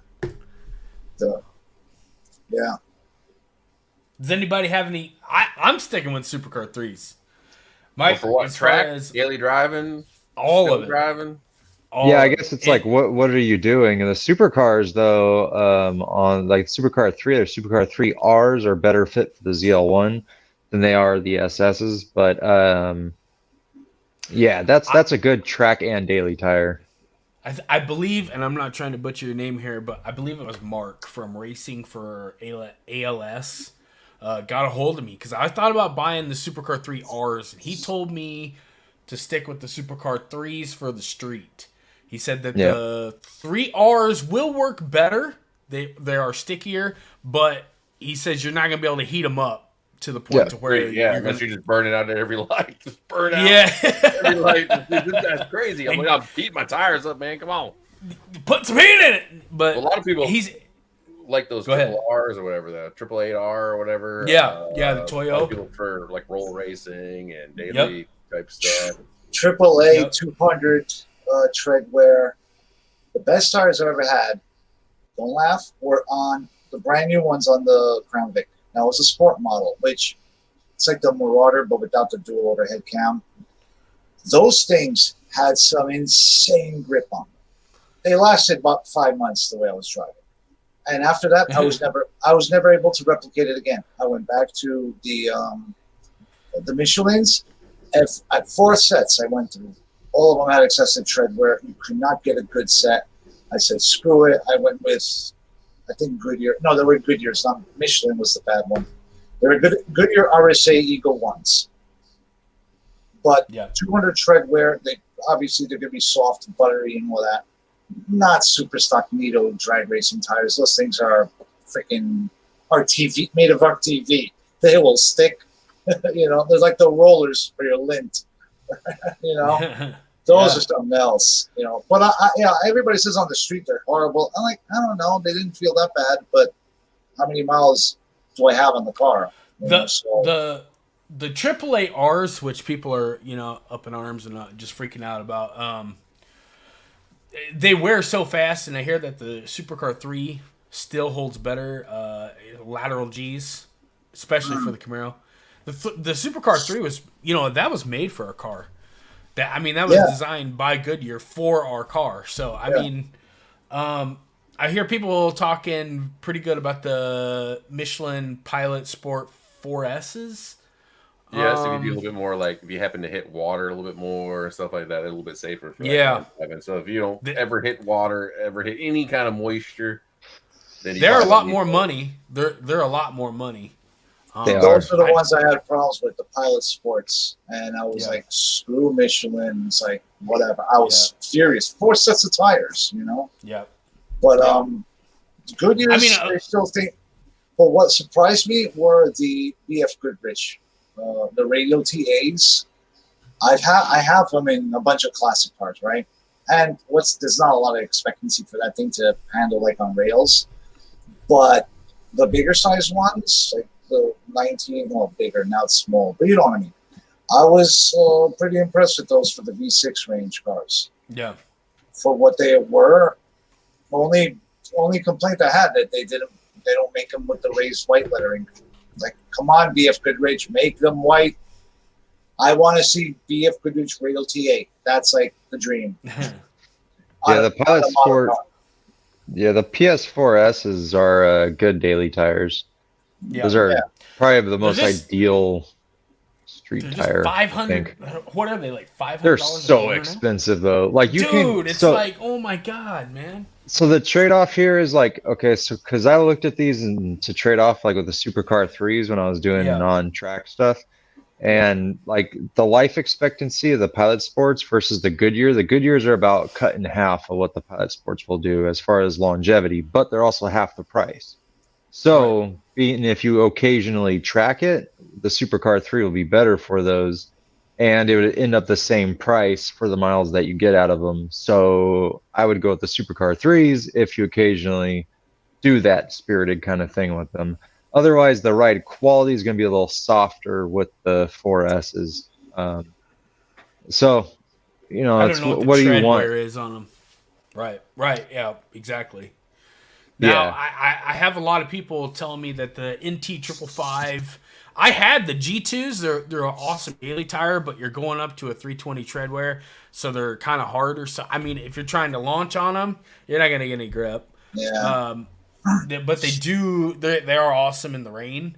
Now, I just had another subscriber come back and say that if you're looking for something equivalent to like a radial, to where it's you're looking for some stick, the NT 555 R2s are supposed to be pretty decent. I haven't tried them, but just take it for what it's worth. This summer I'm going to be testing them out. So what's that? You're going to be getting some. Yeah. I have to. It has to. Like, so the way things are going right now. Yeah. My biggest fear was obviously with the whole financial markets collapsing, the sky is falling or whatever. I mean, I know it's going to be bad, but I don't think it'll be that bad. I don't know. We'll see. But that's part of the reason why I'm being very cautious with everything I'm doing. Like, all right, I don't want to break anything. I don't want to breathe on anything. I'm afraid to, like, I'm not even putting in the parts I got for my freaking whatever, because, maybe I can't find it in the future. Let me see if I can fix the old one. That's a little, it's a tad bit of worry there, but, Nah, I don't think it's going to be that bad. I think it's going to get a lot better here pretty soon. But that's a good point as far as, like, what do you think is going to happen with the Camaro after 2024? So is that, like, speaking of that, is this like the time to buy it, like a Camaro? Or are we? I mean, you can look at the previous generation. Did they ever really hold value? Like in 2002, did they? Like, is anybody going out right now and blowing their load on a 2002, blowing their mind? Some people are, but overall, no, they're cheap cars, right? It'll be worth something in 50 years. Right car. That's something that mint in 50 years from now. Sure. You have to get the right Camaro that will be worth a lot, because a regular old SS, I mean, I love them. I want one, and I don't want anything I don't even want the 1LE, for example, right? 1LE with some weird options on it, and the biggest thing is mileage. You got to find out what the average miles for each model, for whatever car. Because a lot of people say, oh, I got a super stock, a 2021 or something. It's going to be big money. It's like, how many miles? Oh, it's only got 19,000. Like, that's astronomically high. The average for that car is 1,200 miles. So you're in the stratosphere with that car. They're not a good investment. These cars aren't not a good investment. They can be. Yeah, unless you're getting like a 1 of 10 or something crazy. Exactly. You don't drive it. It's in an air bubble. If any of these cars, like the ZL1's not going to be anything. But the Z28 is probably going to be the most valuable of the 5th and 6th gens. Yes. Do you follow Blueprint 1LE on Instagram? Yeah. The dude. Oh, yeah. Blueprint is finding all these ads. Dude, he just had one today. $230,000 for a ZL1. But you could post anything for $1 trillion. Doesn't mean anybody's buying it. Nobody's buying it. I'm just saying. Unless it's the original ZL1 from like. Here comes the bullshit. It's coming, dude.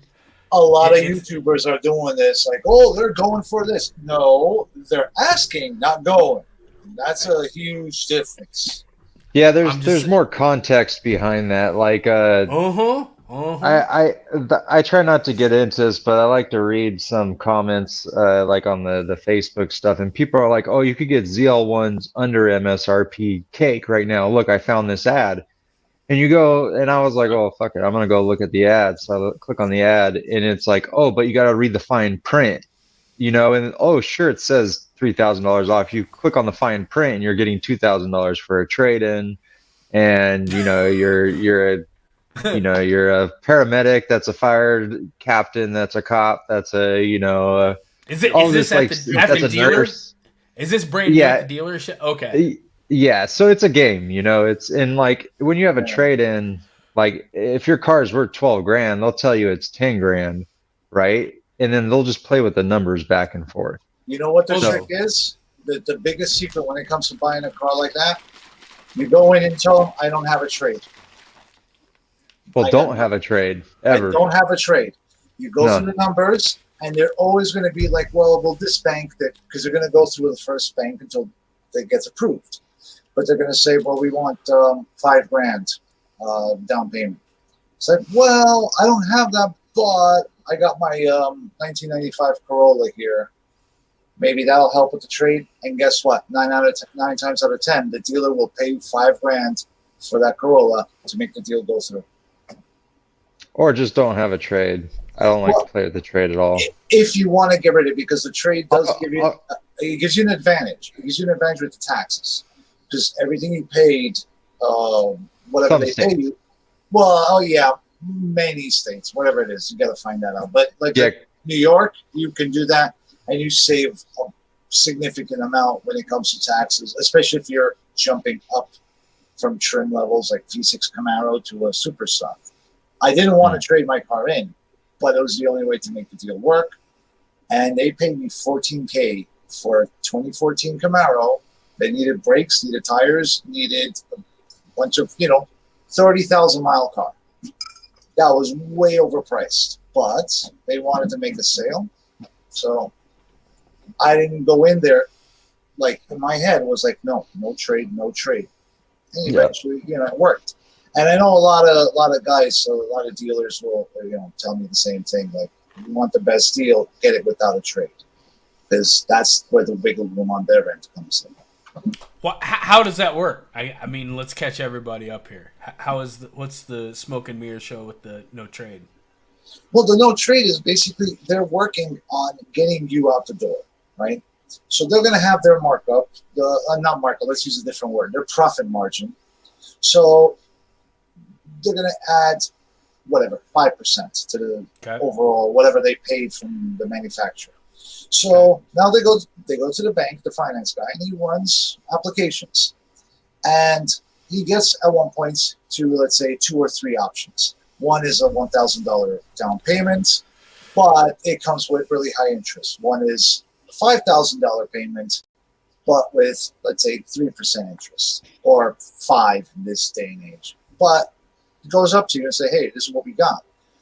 Most cases, when you have like really iffy credit or a high debt to income ratio, what they'll do is you'll just get one, and he'll stop. After he went to 20 banks, he gets an approval. He won't keep going looking for options. It's like you get what you can get and be happy. Yep.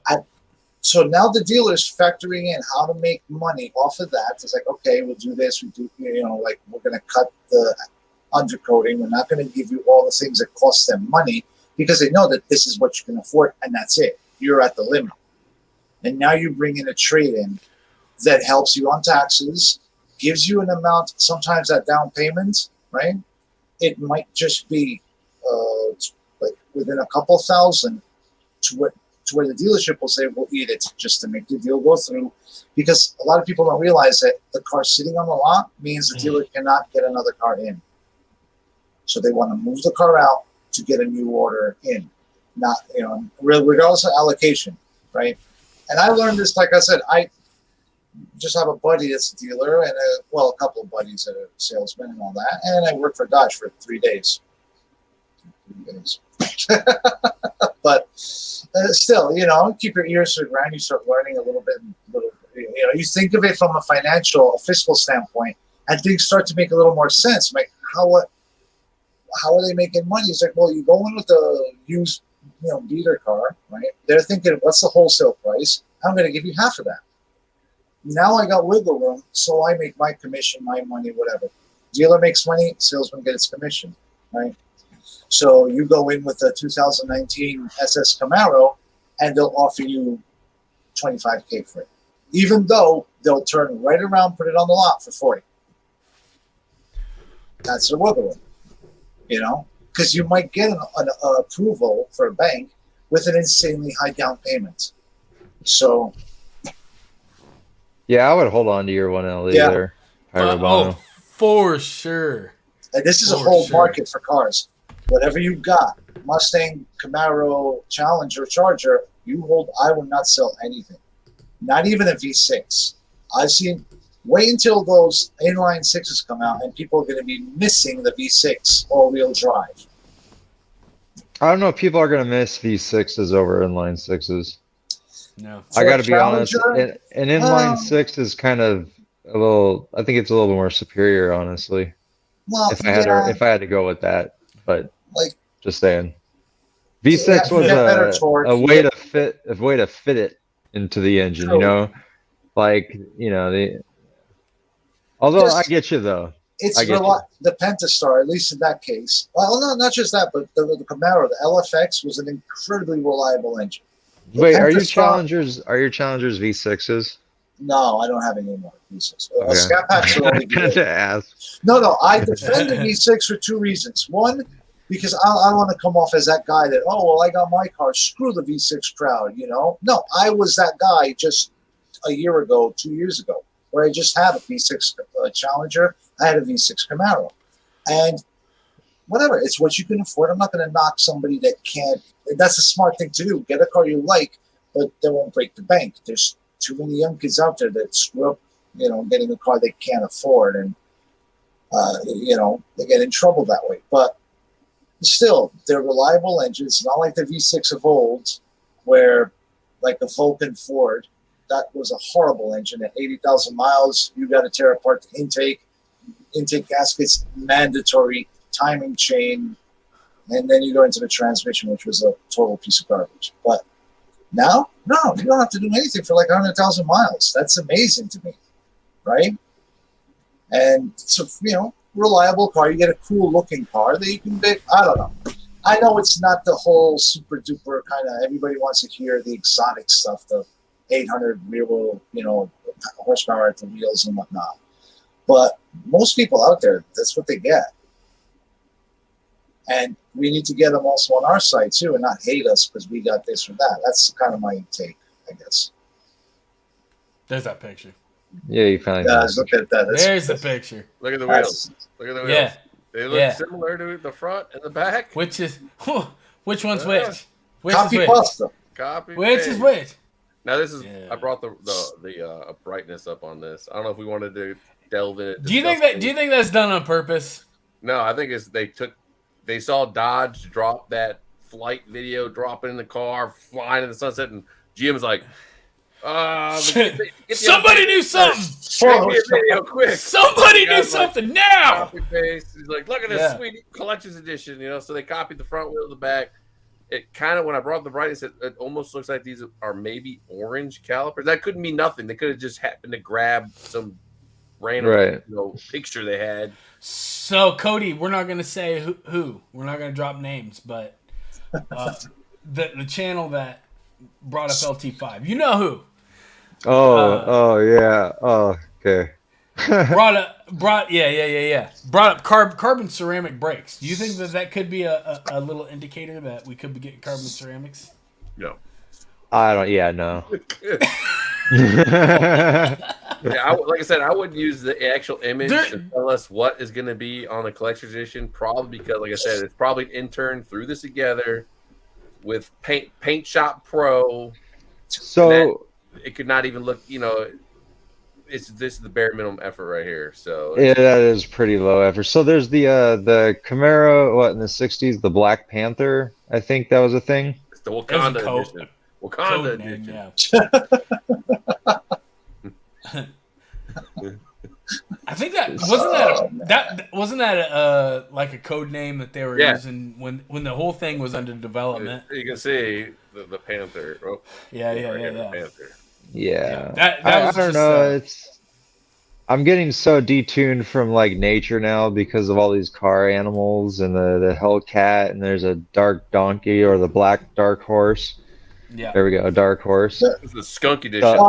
One thing I'll say, the Hellcat actually wasn't named after an animal. It was named after the Grumman F6F Hellcat in World War II, and that's where their inspiration came. And what was that named after? Well, that was named after an animal, but I'm just I just thought no, but that's good info. Ended here, and then the aviation train starts there. So that's cool though. I thought it was a cool kind of thing, This collector's edition, do you think this is going to be another sticker package? I mean, so they had that that pullback where they showed all the other packages and it said like one more, like when we watched the ad for it, it was like Red Line edition.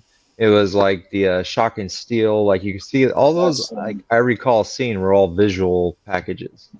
None of those were like performance packages. Yeah, they're not gonna recertify EPA, all that stuff to throw into either a different motor, a different tune. It's gonna be the same drive line. It's gonna be everything the same. They're gonna just shuffle some whatever. They're gonna look at their parts bin and like, what do we got the most spare extra part? We got a ton of ZL1 wheels. The normal deal. Oh, we got a bunch of wheels here, and then we got calipers are easy. We'll just spray paint them a different color. Or can we print A Panther. Where? Yeah. The guy's like, right there in the emblem. The emblems are cheap, Yeah. right? Shit. Yeah. Camaro, so they didn't have to change any of the lettering other than the one letter. They just stick an M. They probably got like a sticker they just stick in there, like a banana peel sticker. Like boop, right there with the letter. That's their one. They 3D print that probably. And done. Yeah. Yep. Perfect. They'll replace the A with the They're 6. gonna go with the plastic version of the 1LE wing, but like I said, this is most likely them just taking like what they thought looked cool, the intern thought cool, and just slapped them together in its photo video. Yes. It's probably not actually even just put together anywhere. This is probably like a render of crappy render.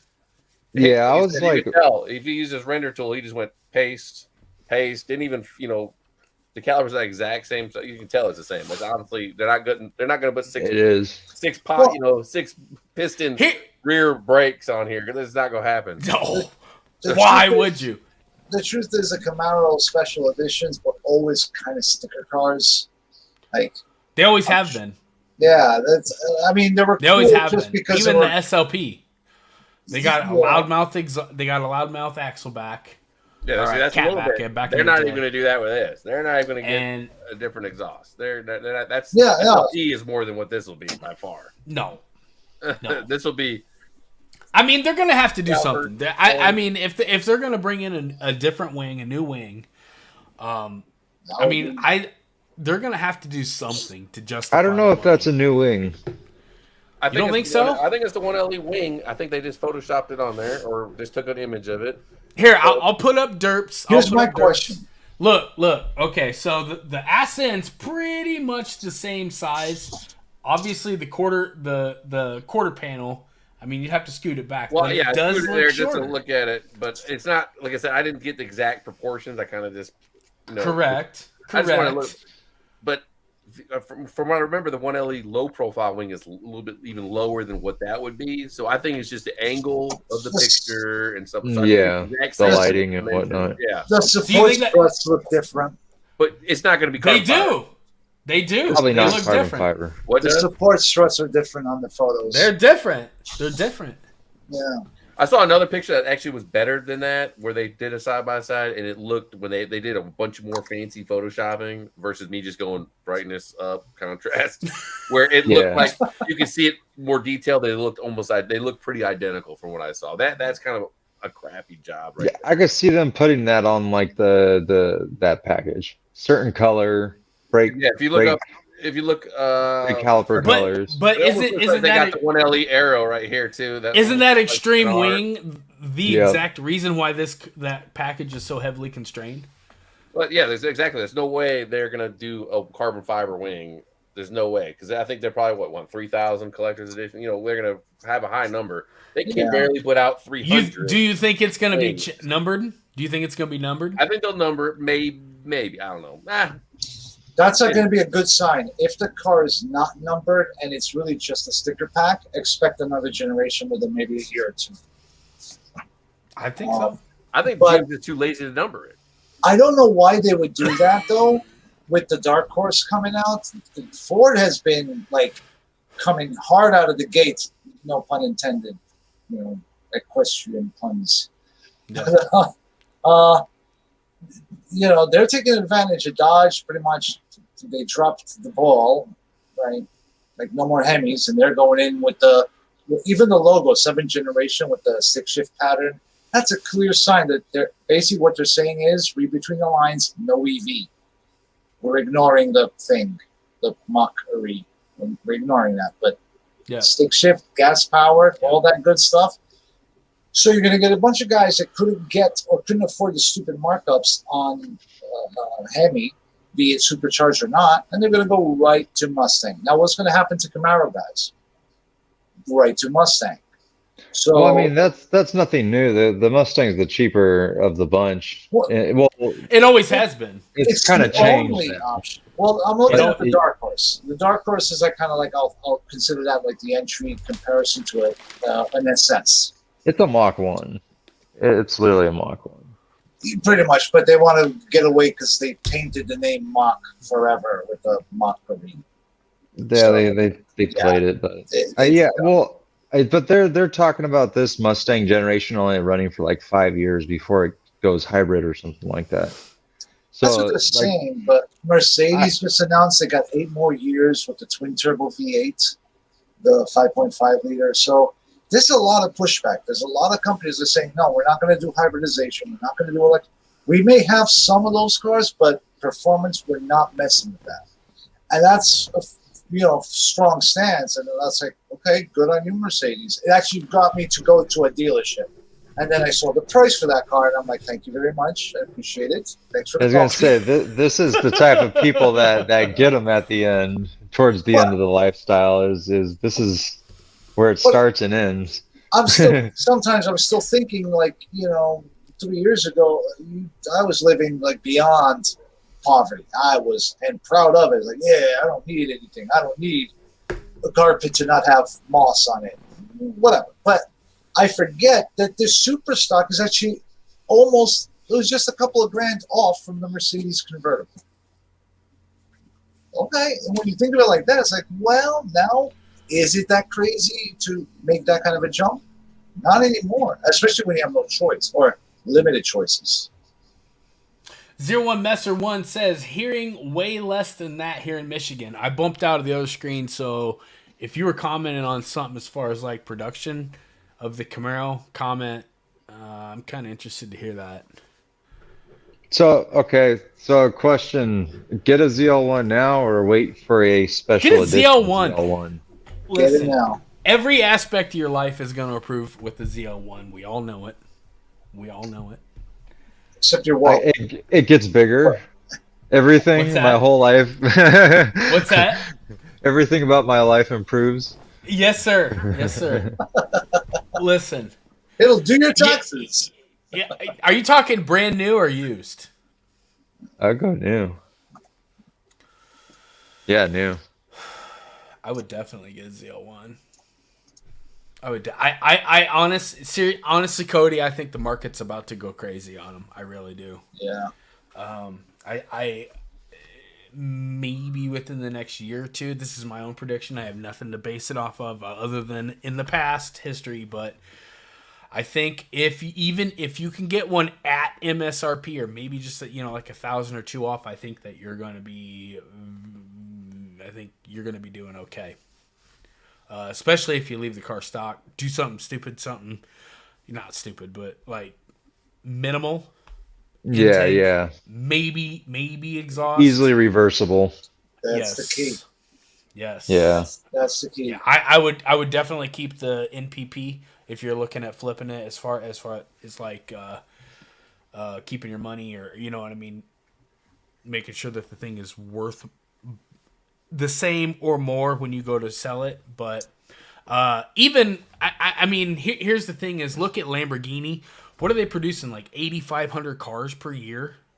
Mm-hmm. And I think Blue just dropped a video. These things there's 2022. There are only 2,100 ZL1s made, and that's kind of even you dropped a video when you had your 1SS 1LE. Yeah. What was it? 1,500. Yeah, production numbers. Yes. Yeah. These things are rare, and especially when they're gone. You know, the 2SS 1LE were actually the lowest count, I think. And I think serious? the ZL1, like of that year, well, it was 2020. There was only like 600 1SS 1LE built in 2020. Yeah. So is that because like crazy. once you get the price up right around the 50,000, you can justify a ZL1? Is that what you think, or? I don't know. Not a lot of people buy crap cars. A lot of the upgrades in the 2SS kind of clash with the 1LE package, but you still pay the full price of the 1LE package over the 1SS, but you're only getting like half as much upgrades for this, the same price. A lot of people just go 1SS, 1LE. Well, the 2SS adds a few things, but a lot of stuff it's like you get the same. It comes in 1LE package. It comes in the 2SS, but GM doesn't cut the price down at all for the 1LE. If they made that 1LE package like $3 or $4 grand off 2SS, more people probably would have ordered it. Yeah. Where do you live? 01 Messer 1. Where do you live? Are you in Lansing? Are you in Lansing? Tell me. Because he's saying that the mules are already built. Dude, Man. okay, so I'm not degrading Messer here or anything. He's got some inside knowledge. Come on, set him I'm- straight, okay. Cody. Hey, listen, So- this. Okay, That's so why- during the LT2 Camaro era, I'm gonna which put was that- I'm gonna put that up not too long ago, right? I remember reading people on various forums and chat places across the internet, and there was people like, "Oh, the truckers are talking."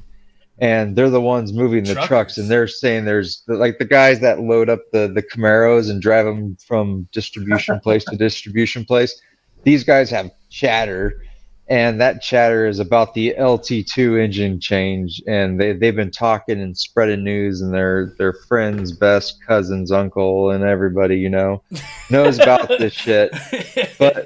But nobody was like, so it's coming, that engine's coming, and here we are, like I feel like being like, duh, and so I don't believe anything anymore.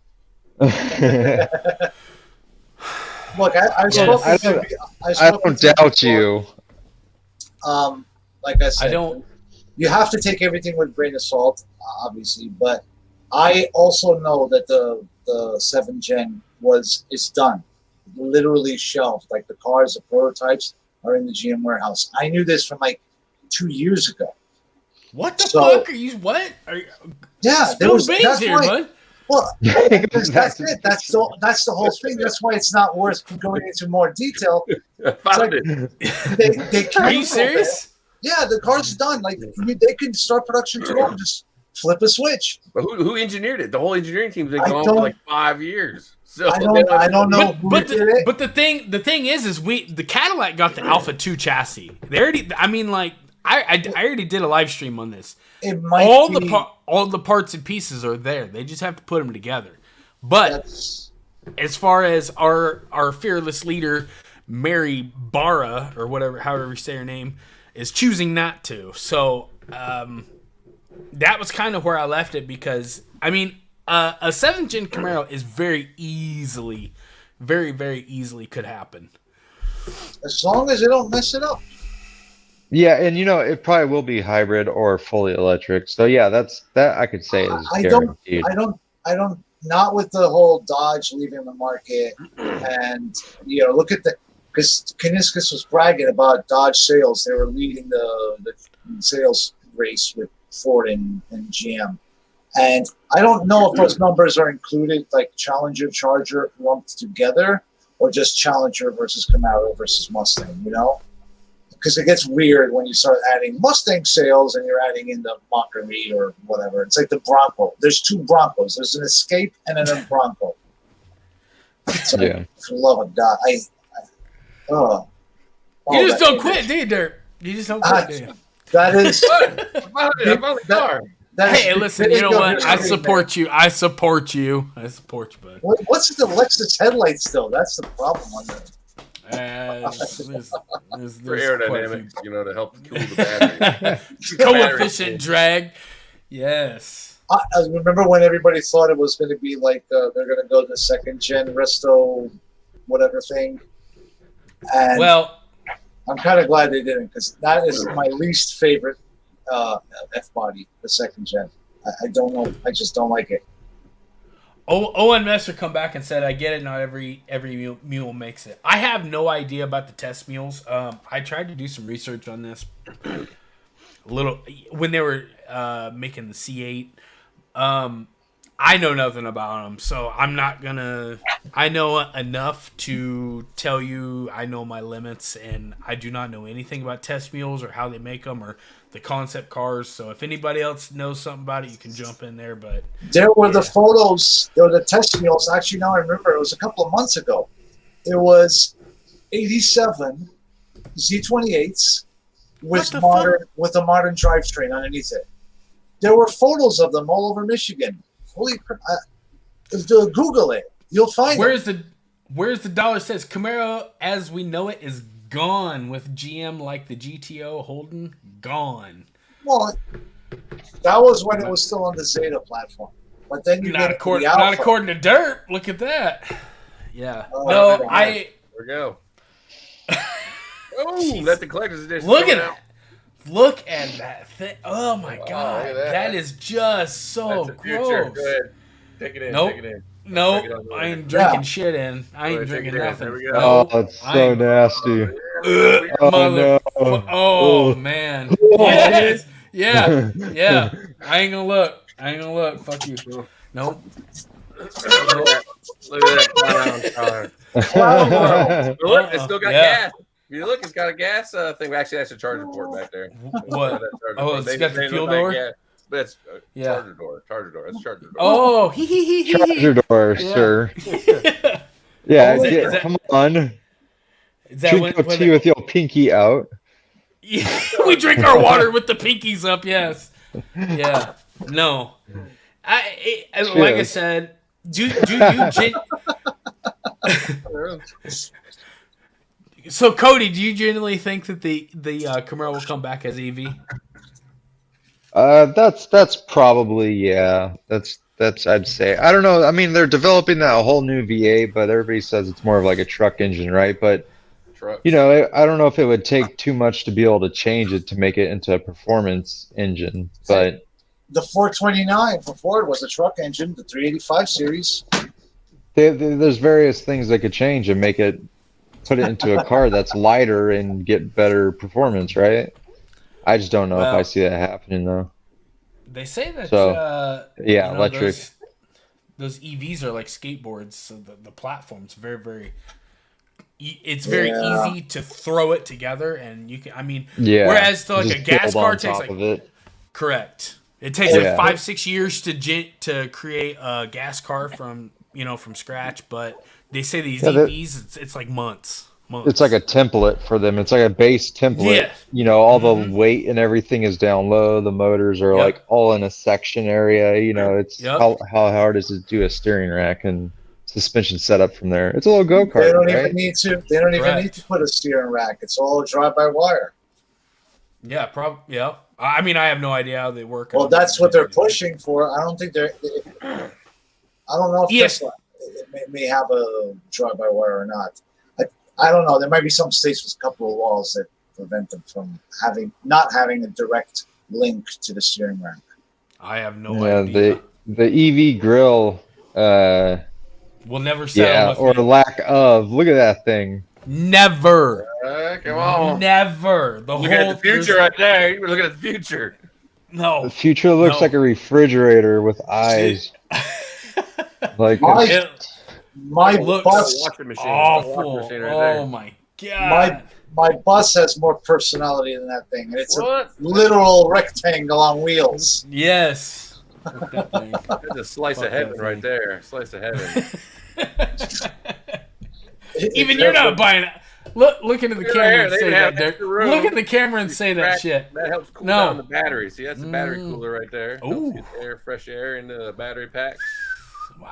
fresh air into the battery pack. Yeah, breather, buddy, Keeps breather. the double Well- AC unit cool for the one AC for the batteries, one for the, For the- occupants. for- you know. How else the- is lithium gonna charge itself or explode? But GM will find a way to make this 4-door where the actual back seat people still have like 3 inches of foot room. So it'll be a 4-door, but with the same amount of foot room. So that'd be the trick. See? Yep. That's how Even Chevy would do 25. it. Exactly. You know they would. They'd be like, Yeah, that's exactly what they'll do. Yeah, even the trucks. No. As far as like the Camaro coming back, I think it will. It's the Where's the smart dollar? play. Where's the dollar says it was a good run? We can call the green kids. Tell us what it was like. No, I think it's just I think we got some Viper fever here. I think it's just gonna be on hiatus for a few years and it'll come back. The Viper. Don't get. I still have a 1% suspicion that there will be a Viper release later this year because it's showing think- up. It's showing up in Dealer Connect as a potential ordering, an orderable car. Viper. Now, yeah, the Viper. 2023 Viper. Is it a van? Yeah. Right. it's a bus. Right. It's a bus. Oh, All but right, that would Sorry. be the total mind f if they did that. But no, I don't know. I think it might be most likely a mistake. Somebody typed in something as a an in-dealer connect, which you can order with all the craziness. Tracy says, I bet that abomination behind Dirt says, I bet it even has a Borla sound system. Well, that's probably a speaker designed by Borla that kind of Have makes you it seen sound. that? They're actually working on an EV system. EV exhaust. The regret is so strong. I should. Have you guys heard No! that Challenger, right? The Frat electric Sonic. Challenger, like it sounds like No. a cat. Oh, Like a cat. No, Yes. there's this sounds 80s okay. movie. There's this 80s movie where this guy has a Dodge Turbo and it makes that exact sound. And I swear to God, Dodge took that from that 80s movie and put it in it. It's called like, I don't know. It's a super cheesy 80s movie. Yeah. With the Daytona, right? The front wheel drive K car Daytona. Dude, I've watched it like 10 times this year, Dirt, and I you're couldn't that even tell close, you right buddy. now. But yeah, the Wrath. There we go. Mike said it. The Wrath. The Wrath. Yes. See, I knew somebody would know. That's awesome. Yeah. Thank you for saying Wraith. that. That movie. Go watch that movie and their Dodge No, the car Wraith, that they not have the in that. Wrath. Is Yeah. it The Wrath. Man, Dude. look at that bullshit. The Wraith. Oh God, no, what's behind Dirt? Oh. Man. I'm just showing you guys the future. Hey, listen. Free motion. I think at one point in time I've seen concept drawing or rendering of a mid-engine Corvette or a Camaro. They should do something like this for like if they wanted, they had to do an EV and they had to do like a 4-door, and then it could be like the Chevelle or something like that. Nah, You know, at least something other. Look at that. It would make more sense because you can at least see, Chevelle, two big EV in the middle of the damn name. Call it something different. Oh, God. Different. Bite your freaking tongue, because that's actually, that's something, that's how being counter with, I can't even talk. Chevelle with the EV. You know, didn't they change their logo and everything to be more like an EV logo? The GM logo? The pain right there. Now. Yeah. No, I'm gonna tell you, I think the Camaro's coming back. I think I don't like I said, it would be stupid to cancel it. I would extend the 24 to 25 just to give them time to do whatever and attack Ford, because now it's just Ford and Chevy. What the fuck? No, you're giving it. No. Parabano says as long as it doesn't handle like a Tesla, we're good. No, there's quite a few other things that's gonna be not like a Tesla. So it won't catch fire. No, I think the new gas engine is going to make its way into the Camaro. I think that once they put these or try to force and pigeonhole everybody into forcing everybody to go EV everything, I think it's going to backfire. I think the demand's not there, and I don't think it's going to be there. And I think the pushback's going to be big, and I don't see it working out like what everybody or all these manufacturers think that it's going to be, because I just don't see it working out like that. Now God. Wow, that's a damn, dude. That's the Camaro. That's what everybody says. The visibility. The windows. I'd rock it. I would rock that car. You have your chair folded, inclined, be like. I think an LT5 would fit in that. Hell yeah. You get the chopped steering wheel at top. You don't need to make turns. No. You guys are talking way too much change for me. I would rock that car. Don't laugh, but actually, there's something that's kind of my inner 5-year-old. It's like, that's cool. Yeah, it actually has 300-mile range with those EV batteries. Oh no! I want 2 V8s in it. One the back, one the front. That's where the windows are at. Almost. 01 Messer says that I'm right. Thank you, sir. He says almost can't work. It can't. I don't see it happen. I don't see it playing out like the little fairy tale in their head. I don't see it happening. No.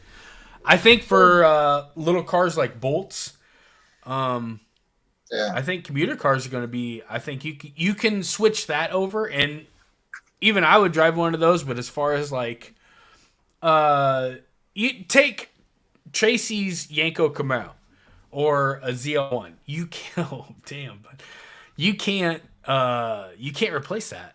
Oh my God. I mean, I just. Is that like the Trailblazer? I'm just shocked at this point. I'm just shocked at this point, bud. That's 7th gen, guys. Oh, 7. Lucky 7? Is that what you? Yeah. Just It's going to be built on the Aztec platform. that thing has effed my mind so hard. I need a cigarette. No, this The arrow. That bad boy handles awesome going to the soccer practice. Ah, No, well, my what's God. with those rims? Move over. What's with those rims? Whoa, we're trying to keep the price down on this 2024 Collector's Edition Camaro. Yo. Found a way to put the LT5 in here and still get it qualified, so we're good. Oh man, I don't know. I hope they kind of wisen up and. I don't think every EV nothing. Yeah, but trucks. Yeah, right. Yeah, and I mean, even when I was talking to Tracy on the phone, he did give credit for straight line 0 to 60, EV can do it better just because of all the torque, but. There's so many aspects and there's so much more to. So can an elevator.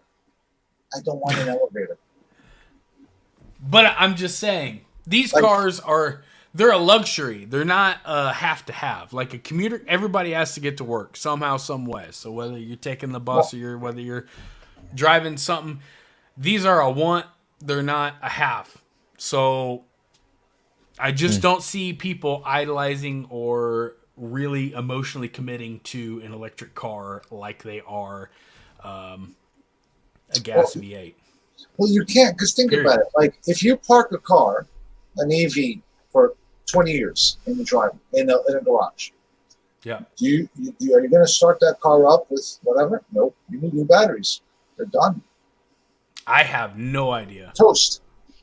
I've heard some people pull some like BS stuff that, oh no, there's a drop of 9% in 10 years. No. Yeah. Look at your cell phone. What happens in 10 years? That thing won't hold not even 5% of its battery. So it's the nature of lithium-ion technology, of the chemicals, they decay over time. They do. A regular car, that thing, corrosion can affect both of them. But if it's, covered whatever, put new fresh gas in it, put, whatever, spark plugs, and it'll crank right up. And it'll run for 100 years. Same battery? You're going to change that battery. What's that? Which one? Probably. Yeah, you got a jump pack. Gas car. It's still a battery. You get your jump pack. That's still in the realm of tools. All the hoses and belts all dry rotted out on you and stuff like that. Yeah, some rat made a house in the fucking intake manifold. Yeah. I got 2 cars like that are 50 years old, and they have no issue still. One of them has the original hoses. They won't die. I have tires that are from 1990. They're fine. Well, I mean, I don't take it on the highway because it's lunacy. Those tires aren't fine. There's no dry rot. I drive them. They don't lose air. They don't. No cracks on them. I don't know what to make. They're magic tires.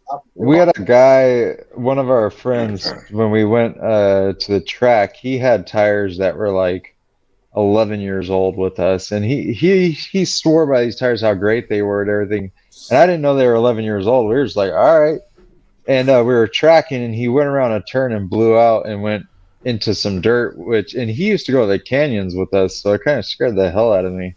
But, I mean, if you drive 35, down the street, it'll probably be fine. But exactly. My biggest worry at that is like I'll mess up a hubcap, a wheel cover, But yeah, it's still like kind of impressive that you look at something that was made in 1990. I was like 10, and you can go back further than that. It holds air. I haven't put air in those tires since I bought the car over 10 years ago. That's on my 72 Continental. They just filled them up with cement. There's actually no air in there. Cement tires. It's like, boom. Tracy said that he even his EV will not haul like my diesel truck. That EV will not do a lot of things that diesel truck won't. I'm sorry. As in run forever. Diesels are even better example. Like a diesel. Well, I'm just saying. They got better range. They have more utility. They got probably more power. I mean, you can take them to a work site. A tank of diesel will last you easily all day. I mean, you can let the thing idle. Temperature. You know what I'm saying? Temperature. In the cold, Yeah. your range drops. But it's just like Mike said. Your range drops. Yeah. Yep. As soon as you There put you a go. load on the EV truck, the range is gone. As soon as you do anything in that truck, Come on, the I can range tow is 80 gone. miles a day. Come on now. That's good. Is that good? You go on a trip. It's like a 12, That's you know, another. This is another thing that I never really thought of, as far as Angola. what are they going to do with the waste on the batteries? We ship them to Angola and they burn them because it's green. Yeah. Obviously, you catapult them into the sun. A simple solution. Simple solution. Put it in a rocket. Yeah, we just fire them off. That's what Elon is going to be doing with his new battery disposal rocket system. And the rockets are battery powered. Space elevator. That's what we're going to be building. Yeah. Yeah, It says yeah. EPA regulations are separate for cars and trucks. That's why Ram is keeping the Hemi longer, but the Challenger and Chargers are losing them now. All about the EPA portfolio miles per gallon average. I think the EPA is going to have to back off. Doesn't that be like an average of like 50 miles a gallon, something pretty soon or something like that? They're trying. They just raised it to 45, but it's just so tight that everybody's having trouble trying to hit that mark. They'll never stop. That's why this kind of stuff has to be solved legislatively. That's why they need their ass suit off. That's why they need pushback. Vote it out, or something, or an asteroid hitting us. I don't know, but this can't keep going on because they will never. They'll say, "Oh, EPA regulations are 5,000 miles per gallon." Right. Because the moment they say mission accomplished, we've hit our EPA CAFE environmental standards, they're out of a job. What is that? What is that mark? What's that benchmark? What's that line in the sand, though? There is no benchmark. It'll be whatever until they retire. Their retirement dates. That's the benchmark. And here's another good one. Battery tech is too far behind. I agree. Because they've done a lot of studies to where dealerships are more profitable selling gas cars as far as maintenance. What'd they say? I think they did a study a while back. They ordered at list price just to reassemble a Chevy Cobalt. What did those things sell for, Cody? Do you remember what they sold for, MSR? 20 something? Like a base one, they were pretty cheap, like 13 grand, 15 grand, something like that. Was it really that cheap? They said it was like $200,000 to reassemble one through the parts bin, through the parts department. Piece. Yep, piece for piece. Andrew, you mind if you cut off my screen? Because you can go ahead. You can hit. There you go. MSRP 16,000. Huh. Was it? Yeah. 16,000. Yes. So 200,000 to reassemble a car for. The markup. They're not going to get the same amount of markup in EVs. That's just not going to happen. Yeah. Let's see here. There's a place for EV. Worked for a major electrical power company. What do you think powers that plug? It's a good question. Little hamsters in a wheel. Yeah. My guess is a big diesel generator. That's all it's Fossil ever fuel. been. Mm-hmm. Or nuclear. I'm with Chase. He says there's a place for EVs, just not my own. As long as I can help it. That's true. Yep. Got some Kona fans here. What does Kona think about EVs?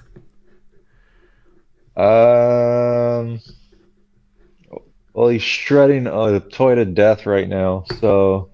Oh yeah. Seems like death to them, I guess, is that notion right now.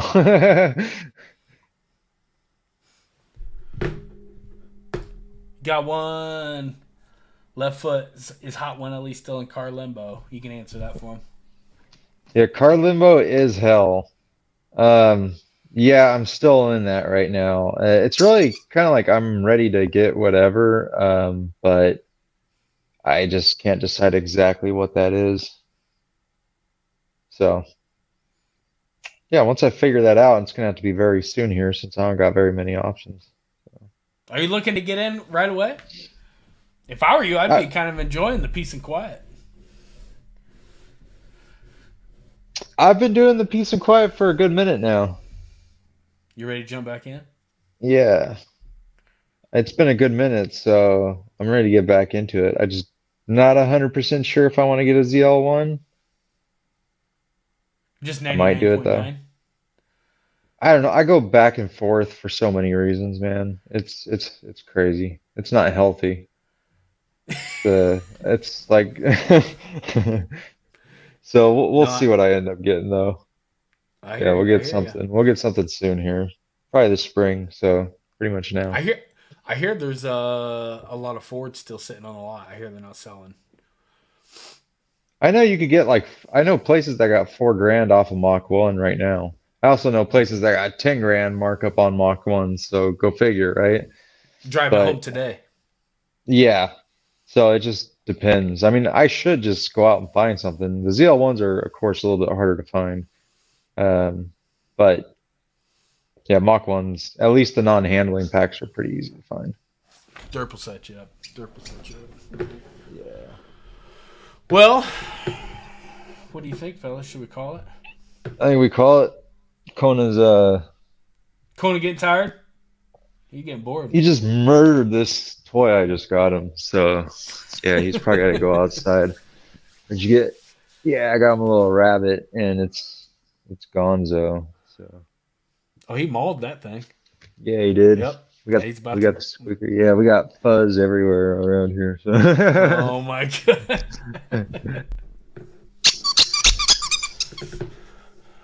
Right on, dude.